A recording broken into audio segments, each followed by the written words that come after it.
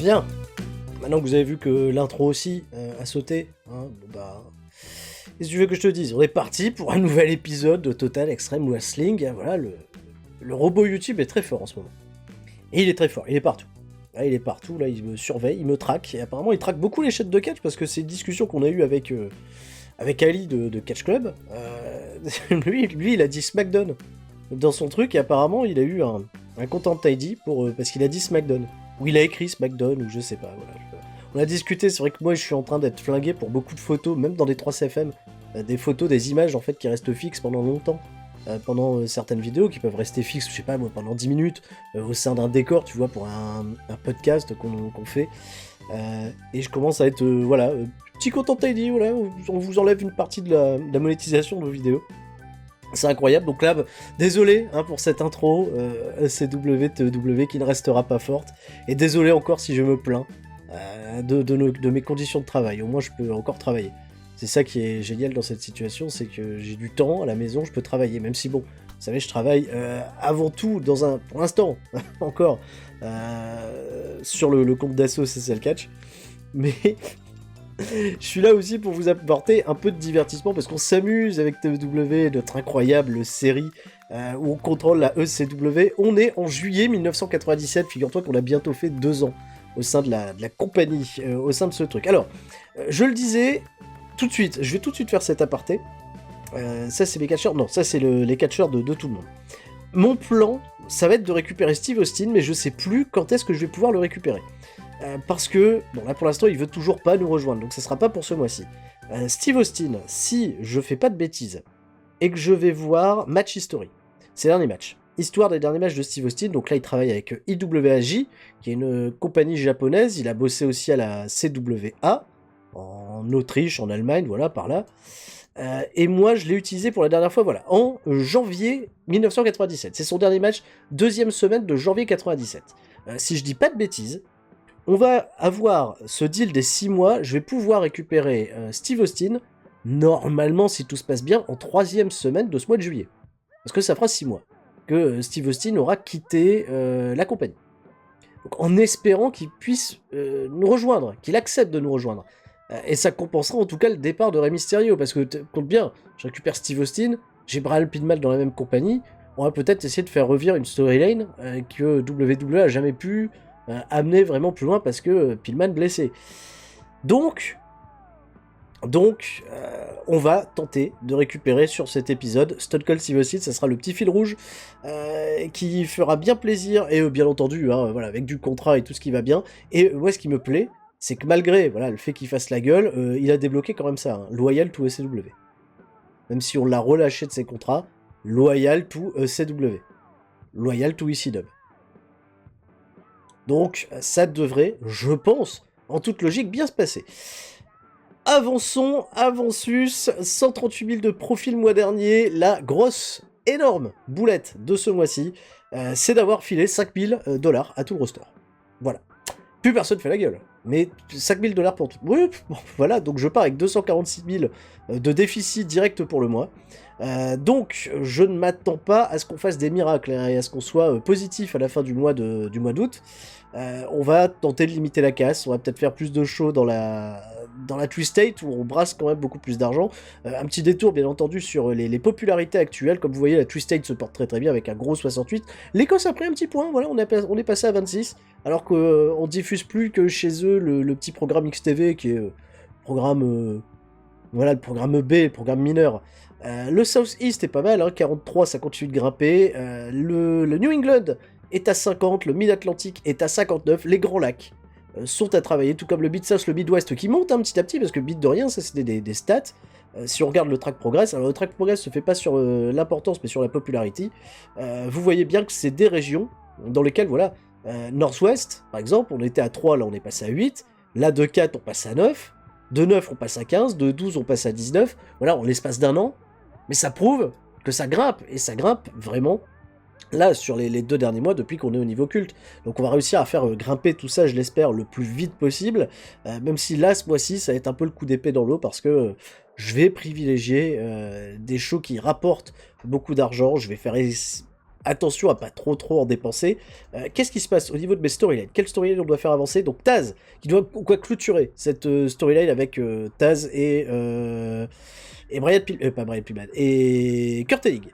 Brian Pillman a battu Taz suite à une intervention de Kurt Hennig. Donc, on va essayer de faire quelque chose. Loose Cannon, Nevermore. C'est la storyline entre Raven et Brian Pillman. Donc là, on a pas mal de choses intéressantes à faire.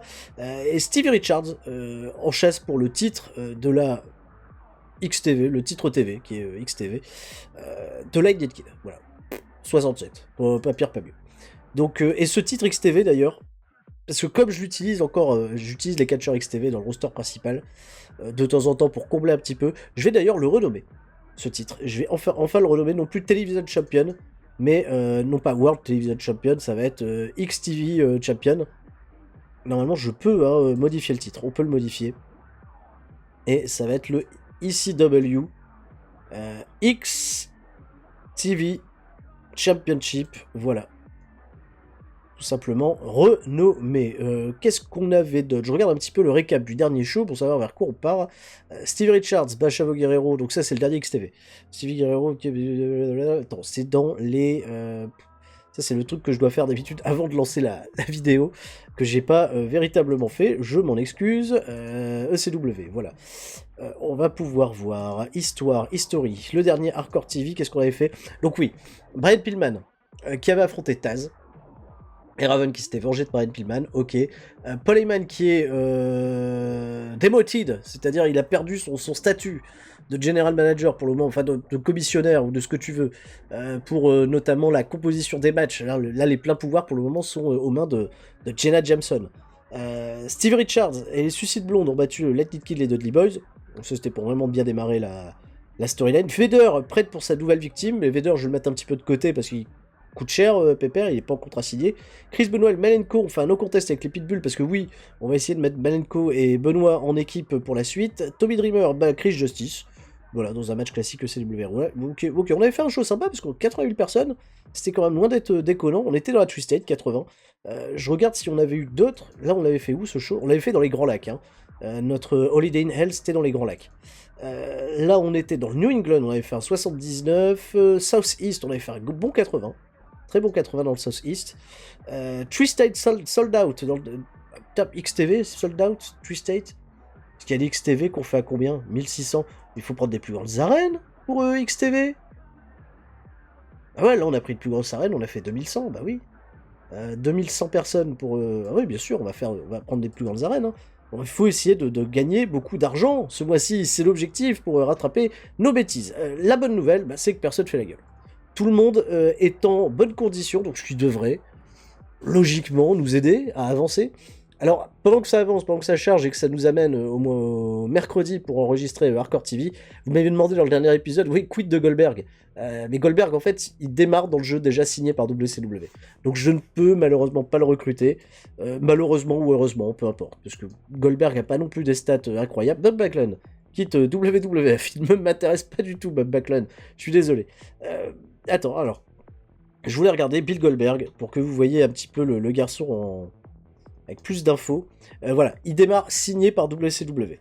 Ce qui est intéressant, mine de rien, bon, Brawl il a 54. Bon, GGN. Athlétique, en tout cas, Power c'est très très bien, là il y a des super notes. Le charisme est pas top, le micro est pas top, le charisme est bon, 82. La Star Quality est super bonne, 93. Bien entendu, même pour un rookie, c'est un peu dingue. Mais il a pas après des notes bon, particulièrement exceptionnelles. Et en popularité, ça démarre à 40. Ça démarre à 40, donc en plus, WCW va pas le booker de la même manière dont il a été booké, je vais dire, quand il a démarré en 97. Il va pas être du tout booké de la même manière, il va être un mid-carder, au mieux. Parce que il y a même pas d'informations là, si, ouais, mid-carder, pour l'instant il est mid-carder, et si on peut regarder même ses matchs, je vais me mettre plutôt match history, histoire des matchs. Donc il catch déjà, ce qui est déjà plutôt bien. Il a même catché au Great American Bash, pas mal. Mais pour l'instant, Goldberg, voilà, sa première victoire, elle est là. Il a battu le sergent Buddy Parker. Il vient de le battre là à Saturday Night. Avant ça, Goldberg perd. Dans No Contest. Earl Robert Eaton fait un No Contest avec Goldberg. Canyon et Booker T battent Goldberg et Ernest Miller. Ça, c'est pour les anciens. Ça, imaginez un match entre tout ce beau monde. Max et Sags battent Goldberg et Coco. Coco Beware. Ah ouais. Ça c'est pas mal. Les Blue Bloods battent Goldberg et Humorus pour conserver leur championnat par équipe. Il y a eu de chance pour les championnats par équipe quand même au Great American Bash. J'avais pas du tout suivi un petit peu les informations de cet événement, Great American Bash, mais ça devait être bien exceptionnel. Bah tiens, allez, parce que je sais que ça fait longtemps, on va faire un petit état... non, je quitte pas. On va faire un petit état des lieux des grosses compagnies pour voir qui est champion dans les grosses compagnies WWF, qui sont les champions. Ça m'intéresse toujours d'aller faire un petit tour, des fois on m'arrête. Hein. Le championnat européen est vacant. Il est vacant. C'était King Kong Bundy qui détenait le titre, et apparemment il est devenu vacant. Bon, pas de raison particulière, je pense. Le championnat intercontinental est détenu par Savio Vega. Savio Vega qui détient ce championnat intercontinental apparemment depuis quelques temps. Hein, depuis septembre 1996, Savio Vega est le champion intercontinental. Le dernier King of the Ring est l'Undertaker. L'Undertaker qui a remporté le King of the Ring le mois dernier. Félicitations, bravo à lui. Championnat féminin, c'est Candy Devine. On était déjà passé sur elle. Candy Devine, passé sur son profil, bien sûr. N'allez pas imaginer quoi que ce soit. World Heavyweight Championship, Jeff Jarrett. Voilà, dont le passage, je pense, à la ECW a fait le plus grand bien. La ceinture n'est tellement pas à jour, par contre. Là, c'est la vieille ceinture, ça. Hein. Ça, c'est la vieille ceinture. Ouais, elle n'est pas la bonne, hein. Jeff Jarrett, le champion qui a battu le British Bulldog en décembre 96. Le British Bulldog qui avait succédé à l'Undertaker et Owen Hart avant ça. Important, Owen Hart. Championnat par équipe, Bart Gunn et Billy Gunn sont les champions par équipe. La logique est plutôt respectée, elle est plutôt forte. Titre qu'ils ont récupéré à Owen Hart et Yokozuna. Ils sont champions par équipe depuis août 96 et sur leur 10e défense de titre, ça se passe plutôt bien pour eux. Hein. Ça se passe plutôt bien, les smoking guns, les pistolets fumants. Qu'est-ce qu'on a d'autre? On va quitter la WWF, on va aller voir World Championship Wrestling WCW, où là je crois c'était, si je dis pas de bêtises, le dernier champion, c'était Jake Roberts. Alors, qui est le champion actuel? Titles, oui. Champion des États-Unis, Ric Flair. Gros prestige, hein, 87. Gros prestige. Pour ce championnat des États-Unis détenu par Ric Flair. Tu m'étonnes. Là, il l'a sur le géant depuis décembre 1996. Donc, un gros champion. Il est plus populaire que Jake Roberts. Qui a récupéré ce titre alors qu'il était vacant. En avril 1997, Jake Roberts est l'actuel champion. Il a 2 défenses de titre. Jake Roberts, il a défendu le titre contre DDP et contre Zodiac. T'imagines? Jake Roberts, d'ailleurs, il a battu Zodiac pour déterminer qui allait être le champion. Zodiac, c'est Brutus Beefcake. Je comprends que ça marche pas, la WCW en ce moment, qu'est-ce que vous faites? Championnat par équipe, Lord Steven Regal et Earl Robert Eaton. Ok, ce sont les champions par équipe. D'accord, qui ont récupéré ce titre qui était vacant en février 97. C'est pas mal. Ah oui, parce que Johnny Vibad et Dean Malenko l'avaient auparavant. Ok. Champion télé, c'est Jim Duggan. Qui l'a pris à Booker T. Qui lui-même l'a pris au Renegade. C'est pas terrible. Hein. Ça envoie pas le rêve. New Japan. On va aller voir New Japan. Alors, Shinyan Puroresu. Qui sont les champions de New Japan Pro Wrestling? Best of Super Junior. Le dernier a été remporté là en juin par Ultimo Dragon. Logique. Qui succède... Il n'y avait pas eu de tournoi en 96. Mais en 95, c'était Wild Pegasus. Bien entendu, Chris Benoit. Le J1 Climax, l'année dernière, c'était Ricky Chouchou qui l'avait remporté. Là, il doit avoir lieu là au mois d'août. Championnat IWGP Junior Heavyweight, c'est Nobuhiko Takada, qui vient de chez nous. Nobuhiko Takada, très bien. Il était vacant, il faut dire. Il a récupéré ce titre alors qu'il était vacant. Il en est déjà à 10 défenses. Hein. Depuis qu'il est là-bas, il ne s'arrête jamais. Il défend contre Rey Mysterio. Ça fait une note de 83. Tu te souviens de Rey Mysterio qui était dans la compagnie? Ne parlez pas de Rey Mysterio, ok? Ça va faire des chouettes matchs, n'empêche. Championnat IWGP Heavyweight est détenu par Toshiaki Kawada. Pas mal. Qui succède à Riki Choshu, justement. Joshi Thunder Liger, juste avant. C'est vrai qu'il était champion Heavyweight, hein, Joshi Liger. Pas mal. Riki Choshu, et là, Toshiaki Kawada, prestige à 82. Gros prestige. Championnat par équipe, tiens, c'est les World Tag Team Championship, IWGP World... Ok. Takashi Iozuka et Akira Nogami. Pas mal. Super Great Tag Team, alors là, c'est les tournois par équipe. Tatsumi Fujinami et Hiroshi Ase pour les derniers champions. La Young Lion Cup, c'était Shinjiro Otani. 2 années de suite. 2 années de suite que c'est le meilleur Young Lion. Je crois qu'il y a des meilleures divisions par équipe, c'est chez All Japan Pro Wrestling. Là, il doit y avoir une grosse division par équipe, justement, même si là, ils sont en train de récupérer vraiment tous les meilleurs. Hein. Chez New Japan, ça commence à être un petit peu fou. Regardons d'un peu plus près. Alors, All Asia Tag Team Championship détenu par Yoshiaki Yatsu et Tsuyoshi Kikuchi. Très bien. La Triple Crown est détenue par Rob Van Dam, figure-toi. Et c'est 97 le prestige. Rob Van Dam, il veut toujours parvenir à la maison, Rob Van Dam?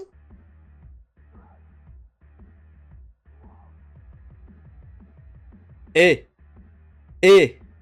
T'as vu que c'était une bonne idée, hein, ce qu'on fait, d'aller regarder un petit peu ce qui se passe. Tiens, Rob Van Dam. M'intéresser, monsieur Van Dam. Hein, avec qui on peut renégocier un petit truc, là. Alors, Rob Van Dam, comment ça marche? Comment ça se passe? Jamais en dessous de mid-quart d'heure. Voilà, 3 ans, très bien. Travailler dans le couvert, bien entendu. On va faire une petite offre à Rob Van Dam. Il va peut-être accepter de venir. Le mec, il a la triple couronne. Il est champion aussi unifié par équipe.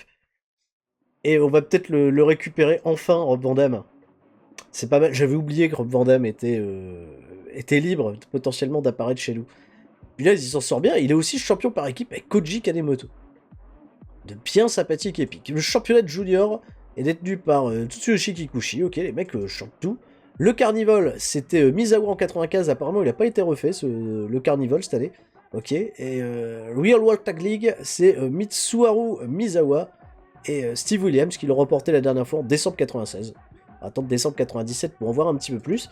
Mais ouais, le roster, quand même, c'est bien appauvri hein, du côté de Japan Pro Wrestling parce qu'ils ont Rob Van Dam. Mais ils ont même plus, voilà, ils ont plus Misawa. Non, ils sont tous, enfin tous les gros leaders, tous les gros noms. Alors, Jumbo Tsuruta, en effet, mais qui est âgé maintenant, 46 ans. Les gros noms sont tous du côté de New Japan Pro Wrestling. Hein. Ils se sont fait, mais alors piller les mecs comme pas permis, quoi. Stan Hansen est encore là, mais je pense pas qu'il catch encore, Stan Hansen. Il catch encore Stanou, tu catch?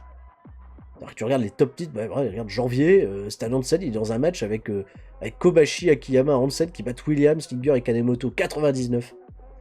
La vache, les matchs, qu'est-ce que c'est Match History? Ça catch encore? Ouais, ça catch. Regarde, juin, 4ème semaine de juin. Rob Van Dam et Kanemoto qui défendent les championnats par équipe contre Stan Hansen et Slinger. La vache. Ah, ça catch encore, hein, Stan Hansen en 97. Incroyable. Richard Slinger, qui est dans des très bons matchs. Qui c'est ce garçon? Ça m'intéresse, ça. Richard Slinger. Neveu de la légende Terry Gordy. Slinger. Ah mince alors, j'ai pas d'informations sur ce garçon. Ah, il a un waiting deal. Richard Slinger. Hop, petite pause Wikipédia.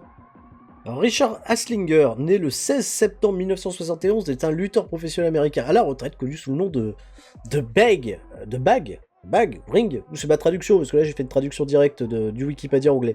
Slinger est un pilier de longue date de All Japan Pro Wrestling et plus tard Pro Wrestling Nova, où il était l'un des 2 talons Gaijin à participer à la promotion.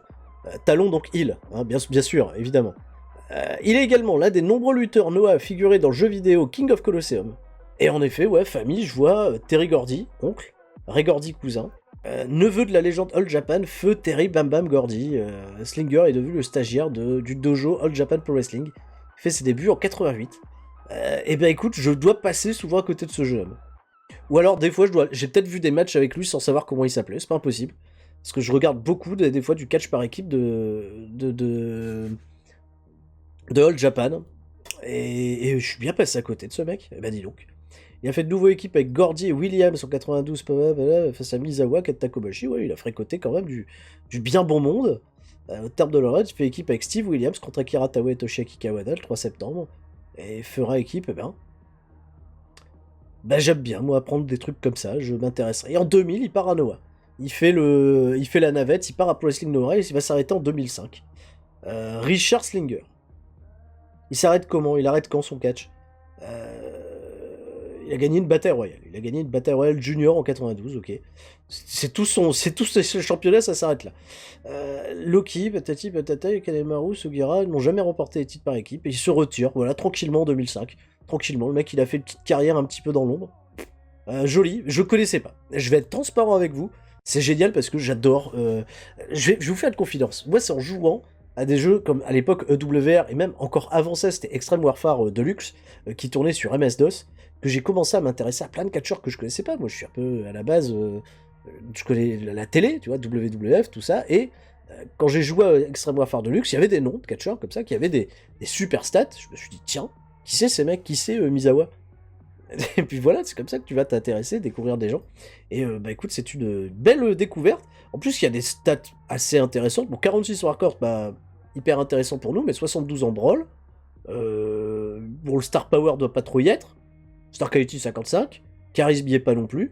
Mais il y a un peu de catch, hein, malgré tout. Il y a un peu de catch. 26 ans. Bon, après, il est signé. Et c'est tout. Je vais m'arrêter là. Mais c'était une belle petite information. Voilà, All Japan. Ils sont en galère. Je vais m'arrêter là, je vais avancer, bien sûr. On va aller faire les tournages des épisodes, parce qu'on va là, on a fait du gros blabla pour démarrer cet épisode numéro. C'est le combien? 32. Et on va devoir, voilà, speeder pour la suite.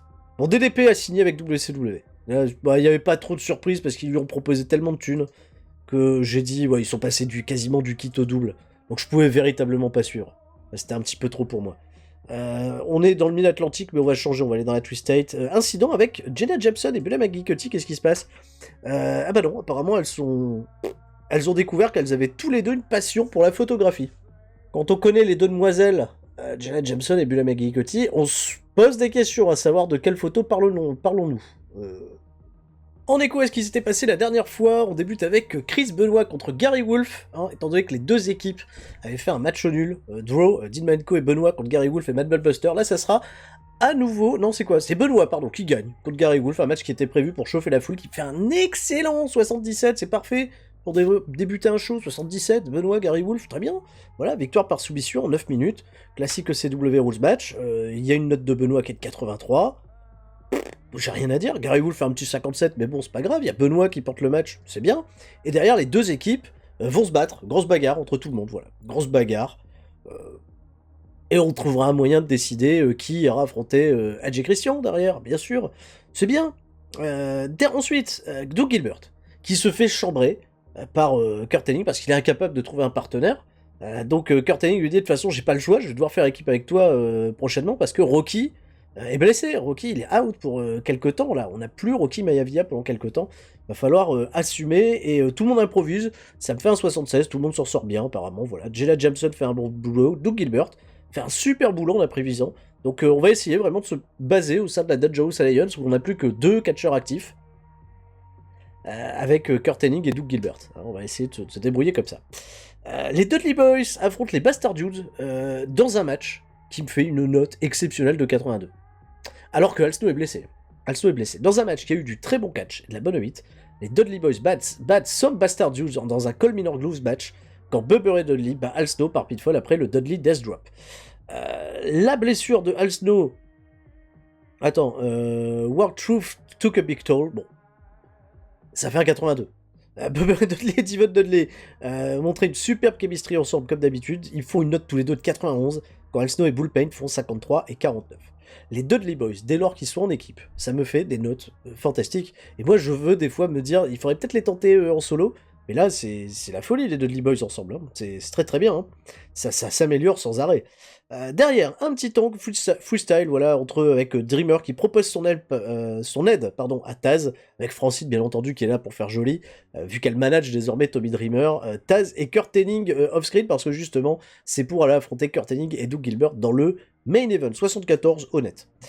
Un match Fatal 4-Way pour déterminer un aspirant numéro 1 au championnat XTV pour ce samedi. Kid Cash, Shannon Moore et Chavo Guerrero et Hayabusa s'affrontent dans un match que j'ai décrit pour essayer un petit peu de voler le show. Finalement, on pourra pas voler le show Dudley Boy, je pense. Dans un match qui a eu du bon catch, pas beaucoup de hits. Hayabusa bat Shannon Moore, Chavo Guerrero et Kid Cash. avec Shannon Moore premier éliminé, Chavo Guerrero, puis ensuite Kid Cash. Shannon Moore était le weak link, faut le savoir. Et ça me fait un Kid Cash qui me fait un 72, très bien Kid Cash. Hayabusa fait la deuxième meilleure note, 67, c'est Chavo fait 66, et Shannon Moore un peu en dessous, 55. Dispatch got de crowd buzzing, parce que bon, vous vous en doutez bien, c'est un gros spotfest des familles. Derrière, le Kid, qui était à la table des commentaires, il faut le savoir, juste avant, j'ai oublié de vous le préciser, va sortir à la table des commentateurs, et directement il va l'attaquer, Hayabusa, 73, avec Lady Alexandra, bien entendu, qui est dans les parages. L'idée, voilà, c'est d'aider Hayabusa un petit peu à gagner en popularité. Gros segment, énorme segment, parce que Rick Rude, qui est désormais un officiel du staff, va organiser, comme le fait des fois un peu Michael Cole à la WWE aujourd'hui, une rencontre à distance, social média à distance, avec le Skype de l'époque, en 97, où d'un côté, par vidéo interposée, Brian Pillman et Raven vont pouvoir se répondre. Et Rick Rude va être le médiateur. Voilà. De toute façon, les mecs peuvent pas se parler, donc ils vont se balancer des noms d'oiseaux. C'est plutôt chouette. Rick Rude, tu vois, dans la position du... Tu vois en plus Rick Rude faire le truc posé. Ça fait un énorme 89. Énorme 89. Brian Pillman qui improvise parfaitement, pardon. Raven qui improvise parfaitement. Rick Rude qui joue très très bien avec la foule lui aussi. Donc tout est bien. Tout est bien. La storyline, bien entendu, avance et gagne de la hit. Même si, bon, il est quand même marqué que Rick Rude performe poorly in this segment, alors qu'en même temps, work the crowd well, using the freedom win. Tu vois, c'est ça qui est incroyable. Des fois, on a des trucs qui, on n'a pas l'impression collent vraiment bien. 89, voilà. Rick Rude pénalisé pour une faible gimmick. Mais là, j'ai pas beaucoup de... Voilà. Et pénalisé également parce que la storyline a une faible hit pour le moment, mais là, elle va grimper. Là, la hit, on va juste faire des segments, ça va péter de fou. Kurt Hennig, Doug Gilbert dans le main event affrontent Taz et Tommy Dreamer dans un match qui a eu du bon catch, une bonne hit, voilà, Taz et Tommy Dreamer battent Kurt Hennig et Doug Gilbert. Avec la Taz mission à la fin, voilà, de Taz. Doug Gilbert le weak link, forcément, il fait un 56, petite note. Kurt Hennig un bon 81, Tommy Dreamer un bon 77 et Taz un excellent 85. Ce qui me fait un 77 de rating. Fin du show, show qui a augmenté dans 11 régions, il y avait 10 000 167 personnes, c'est loin d'être déconnant, c'est un très bon show. Un bon 80. Quand on fait un 80, généralement, moi, tout va bien. 80 show télé, c'est la belle note. Voilà, c'est la belle note, le bel esprit, le bon goût aussi, voilà. Quelques messages dans ma boîte mail. Les messages de négociation. Pays request par Shannon Moore, qu'est-ce qu'il veut? Il est à 350 $, ce qui est moins des 800 qu'il a d'habitude. Il demande 450 $ de plus, je vais m'en donner 75%. S'il fait la gueule, tant pis. Négociation avec Rob Van Dam, on n'en sait pas plus. Ah, il râle pas, ça va, lui il râle pas. Tant mieux. Lighted Kid, opinion, Bullpain ne connecte pas avec les fans. Bullpain, je m'obstine quand même depuis 2 ans à essayer d'en faire quelque chose, mais il est pas si mauvais, Bullpain, c'est... Pour juste être là, ça me va, moi. Chris Benoit, Kid Cash ne connecte pas avec les fans. Je suis un peu déçu, parce que Kid Cash fait quand même souvent des bonnes notes, je trouve. J'utilise pas, voilà, Rob Van Dam est pas là, donc enfin, il est plus là. Donc à un moment, Kid Cash était en équipe avec Rob Van Dam, on le voyait un petit peu plus. C'est plus un bouche-trou aujourd'hui, Kid Cash, c'est sûr, mais ça va encore. 1.66, un excellent TV rating. Bon, on a quitté notre 3.70 qui me tenait à cœur. Doug Gilbert a quitté SSW et quitte WWC. Pourquoi? Il est signé maintenant exclusif chez nous? Oui, il est signé exclusif chez nous, c'est pour ça. Très bien. Shane lui aussi. Ah bon.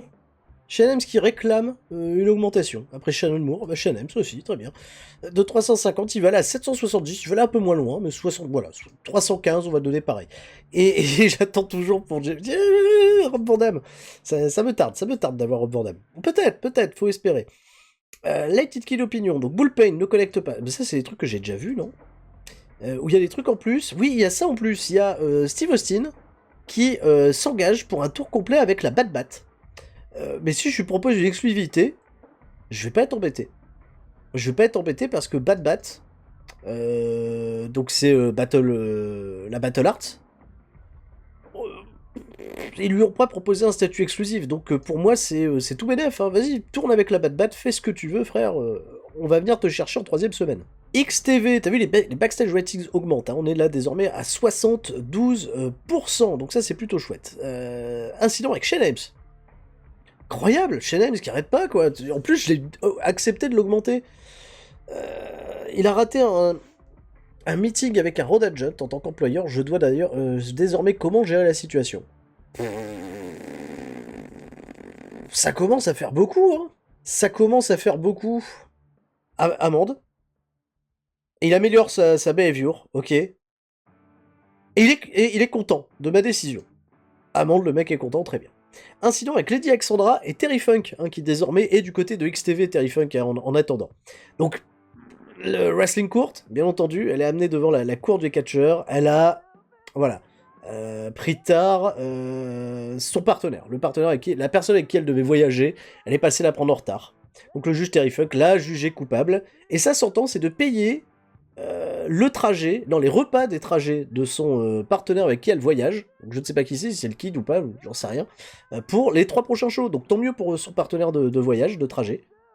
Et elle a amélioré d'ailleurs son comportement. Donc c'est bien. Terry Funk qui prend d'autres décisions, va arrêter de payer des coups à boire. Comme c'est une dame, tu ne vas pas payer à boire pour tout le monde, mais juste tu vas respecter la personne avec qui on t'a assigné pour faire les voyages. Ça me va. C'est bien. Bien Terry Funk. Bonne décision. On est parti. Allez, j'ai eu recours à l'autobooker, sauf pour le dernier match. Vous allez voir. Donc, Kid Cash en interview, bof, 48. C'est pas la première fois que je mets Kid Cash en interview que c'est pas top. Mais bon, c'est l'autobooker, donc je me suis pas cassé la tête. 48, c'est quand même très bien pour ce qui est attendu, je le rappelle. Chris Shetty contre Danny Doring. Je pense que là, on a mis les catcheurs les moins populaires l'un face à l'autre. De ce fait, Danny Doring got a lot of static from a vocal crowd who clearly weren't impressed. Hein, donc il était un peu pétrifié parce qu'on est quand même au Hammerstein Ballroom, hein, devant 1900 personnes. Et les gens ils se disent, bon, Danny Doring, pourquoi faire et 28 et 21, donc c'est vraiment loin d'être génial et c'est une victoire pour Chris Shetty, il faut bien qu'il gagne des matchs. Un worker doit faire un tour, doit changer sa gimmick. Yes. Ah bah non, j'ai oublié de le faire. Oui, je devais changer la gimmick de Chris Shetty ou de Danny Doring, je devais leur donner une gimmick peut-être. Ça m'a pas intéressé, sur le coup. Moore et Helms contre Dave Finlay et Steve Corino dans un match qui a du décent catch, pas beaucoup de hits. Moore et Helms vont battre Dave Finlay et Steve Corino. Quand Shannon Moore va battre Steve Corino après un Moorgasme. Pas mal le nom du finish de Shannon Moore, le Moorgasme. In-Rank, Shane Helms était le meilleur sur le ring. Il fait une note de 64, Shane Helms. Je pensais que Shannon Moore était meilleur. Dave Finlay fait un petit 49. 46. Finlay, ça dépend face à qui, hein. C'est pas face à tout le monde. Finlay, c'est une petite déception quand même Dave Finlay au final. Ça a bien démarré, j'ai trouvé que je démarrais bien, que c'était un bon choix Dave Finlay au départ, mais bon. Spike Dudley dans un match décent va battre Chavo Guerrero. Voilà, 11 minutes 49, après un acid drop, ok. Chavo Guerrero fait un bon 57. Mais apparemment ça clique pas. Ils cliquent pas ensemble. Chavo Guerrero, Spike Dudley, c'est pas une affaire à reproduire. Et enfin, le main event, c'est Lightning Kid contre Hayabusa pour le championnat TV, qui me fait un très bon 72 dans un match qui a du bon catch et une décente réaction de la part du public. Le Lightning Kid va battre Hayabusa dans ce match classique ECW Rules match par pinfall après un moonsault. Le Lightning Kid fait sa 5e défense du championnat ECW XTV. Lightning Kid et Elixir Roy, bonne chemistry, et ils ont des notes assez similaires, 70 et 67. Je suis assez intéressé par le dirt sheet, alors quelque part, tant mieux, parce que 70-67, ça fait 72. Il y a eu quelques bonus qui ont dû aider. Je vais regarder les malus surtout. Holding back pour le Lightning Kid, ça peut arriver. Inconsistance pour le Lightning Kid, ok. Bon, c'est la même chose pour Hayabusa. Et la table des annonceurs, en effet, qui a une faible expérience pour l'instant. La paire Paul Heyman et Philippe Berry. C'est ça, Phil Berry. Faible expérience. Bon. 64, c'est très bien pour ce qui est attendu. Et je vais embrayer sur le programme avec... bien entendu, Stevie Richards, voilà, qui va recevoir un petit peu de momentum et qu'on va essayer de push to the stars. Stevie Richards, bon, on peut essayer. XTV fait un 0.12. Petit rating honnête. Petit rating plus qu'honnête, ça va, c'est pas gênant. Ah, Rob Van Dam, enfin, qu'est-ce que ça dit? Ça dit que ça vient dans la compagnie, et puis ça va venir encore Babyface en ville. Babyface ou Heel pour Rob Van Dam? Bah viens en Babyface et on verra après. Hein. On va voir après. Rob Van Dam, contrat qui commencera dans 7 jours. Donc le retour de Rob Van Dam dans la compagnie, je pense qu'il fera plaisir à plein de gens. ce petit retour de Rob Van Dam, donc qui est pas encore officiellement dans le roster. Et là, ah, si, je peux quand même regarder. Le push, alors recommandé push, il va me dire, il est pas encore là, donc on sait pas trop. Les popularités, en revanche, la Twisted est à 59, donc là, il va réussir à gagner, je pense qu'il va être mid-quart d'heure pour démarrer. Mais il est capable quand même de sortir des grosses perfs, Rob Van Dam, donc ça va être un choix qui va être plus qu'intéressant pour la suite de nos aventures, Rob Van Dam. Après cette expédition au Japon, où il était, je le rappelle, c'était le détenteur de la triple couronne chez All Japan. Le titre va être rendu vacant. Voilà. Désolé. Business is business. On pique un lutteur. Je comprends pas pourquoi All Japan ne l'a pas signé, quoi. Le mec, c'est le champion de la compagnie, il est pas signé, voilà. C'est que vous risquez, les amis. All Japan, justement, qui fait un petit show, et il y a pas... Non, Rob Van Dam, il est pas là pour défendre son titre. Il va le laisser vacant, tu vas voir, à tous les coups, ils vont le laisser vacant. Je trouve que c'est un truc qui est mal géré par l'ordinateur. Oui, je me réveille maintenant, c'est vrai, j'en ai pas parlé en début d'épisode, mais c'est bien, pour ceux qui sont fidèles et qui écoutent l'épisode comme ça, annonce importante. Annonce importante et absolument pas décollante, les amis. Bah oui, puisque ça y est, Adam Ryland a annoncé aujourd'hui, donc là, moi, quand j'enregistre, je suis le 28 mars, que TEW sortait, 2020, sort le 23 avril pour une version bêta. Alors apparemment, c'est le public bêta. Voilà, que je vais peut-être pas tester, je vais peut-être pas prendre la version bêta, mais le 30 avril, c'est la date à laquelle la version finale, donc même pas une semaine, donc la bêta va durer une semaine, donc je veux dire, bon, je vais attendre un petit peu la bêta, mais le jeu sortira le 30 avril exactement, donc ça c'est plutôt chouette, d'avoir la version finale 30 avril, donc là à la fin du mois d'avril, TEW 2020 sera sorti. Donc il n'y a pas de... Voilà, c'est annoncé que Specific Time of the Day, hein, donc ça sortira au courant de la journée, on ne sait pas exactement quand. Attends, il y a peut-être d'autres informations, je vais mettre ma petite traduction, comme ça va plus vite. Hop, ma petite traduction, je vais regarder. Donc ça, voilà, les informations, je dis, voilà, comme d'habitude, nous n'annoncerons pas d'heure précise pour la sortie afin d'essayer d'alléger la charge sur les serveurs. Veuillez noter que la version est gérée par Grade of Software, qui est basée en Arizona, donc tout sera fait en ce qui concerne les fuseaux horaires américains. Donc, juste parce que vous ne pouvez pas me voir en ligne et publier, alors attends, et publier cela ne signifie pas que le jeu est imminent, car je suis au Royaume-Uni et je n'ai rien à voir avec la sortie réelle. Ah ouais! Ah, je savais pas qu'Adam Island était, lui, en Angleterre. Ok. Avec autant de personnes bloquées, il est évident qu'il y aura probablement plus de trafic que d'habitude les 2 jours de sortie. En tant que demande, veuillez essayer de nous aider, ainsi que tous les autres joueurs, à faire en sorte que ces jours se passent bien, en étant sensible à votre comportement. Prenez des précautions. Je comprends, vu de la situation, oui. Bien que nous apprécions l'enthousiasme des personnes qui se présentent la veille et s'assoient pour rafraîchir, cela ralentit vraiment les choses et rend la sortie plus difficile pour tout le monde. Nous allons mettre en place un serveur Discord pour que les gens puissent discuter pendant l'attente de la pré-version, afin de faciliter le trafic sur les forums. Nous vous serions reconnaissants si vous faisiez bon usage dans la mesure du possible. En ce qui concerne l'état actuel, j'ai encore quelques jours de travail pour finaliser la base de données. Mais nous passerons ensuite à la phase de test final, c'est là que nous jouerons pour de vrai comme si nous étions des joueurs réguliers, bien qu'en essayant intentionnellement d'utiliser autant de fonctionnalités que possible afin qu'elles obtiennent toute une finale complète. Je nous ai donné 2 semaines et demie pour le faire avant la sortie du procès. Du procès? Qu'est-ce qui se passe? Oui, c'est une mauvaise traduction ça. La sortie du procès... trial, ok. Before the trial comes out. Afin que nous essayions d'être un grand nombre d'entreprises différentes sur un terrain de base de données différentes, ok. Cela devrait nous aider à essayer autant de combinaisons et de scénarios que de situations possibles. Enfin, certaines personnes ont posé des questions sur les précommandes. Pour clarifier, ce n'est quelque chose que nous n'avons pas la possibilité d'offrir. Désolé. C'est vrai qu'il n'y a pas de système de précommande, ils ont encore leur système à l'ancienne. C'est-à-dire une licence par ordinateur, et si tu changes d'ordinateur et que tu veux récupérer ta licence, il va falloir contacter Greylock Software. Il faut faire, voilà, il y a un truc un peu spécial à faire. Eux, ils sont encore sur une version des choses assez anciennes, mais bon, qui protège en tout cas le plus possible la chose. Donc peut-être le 23 avril, si on est encore dans cette situation-là, bon, j'attendrai peut-être le 24, 25, mais je vais pas commencer la série sans avoir de série sur TEW 2020 sans avoir un peu maîtrisé le jeu en amont. Mais je vous ferai quoi qu'il en soit une version un peu découverte.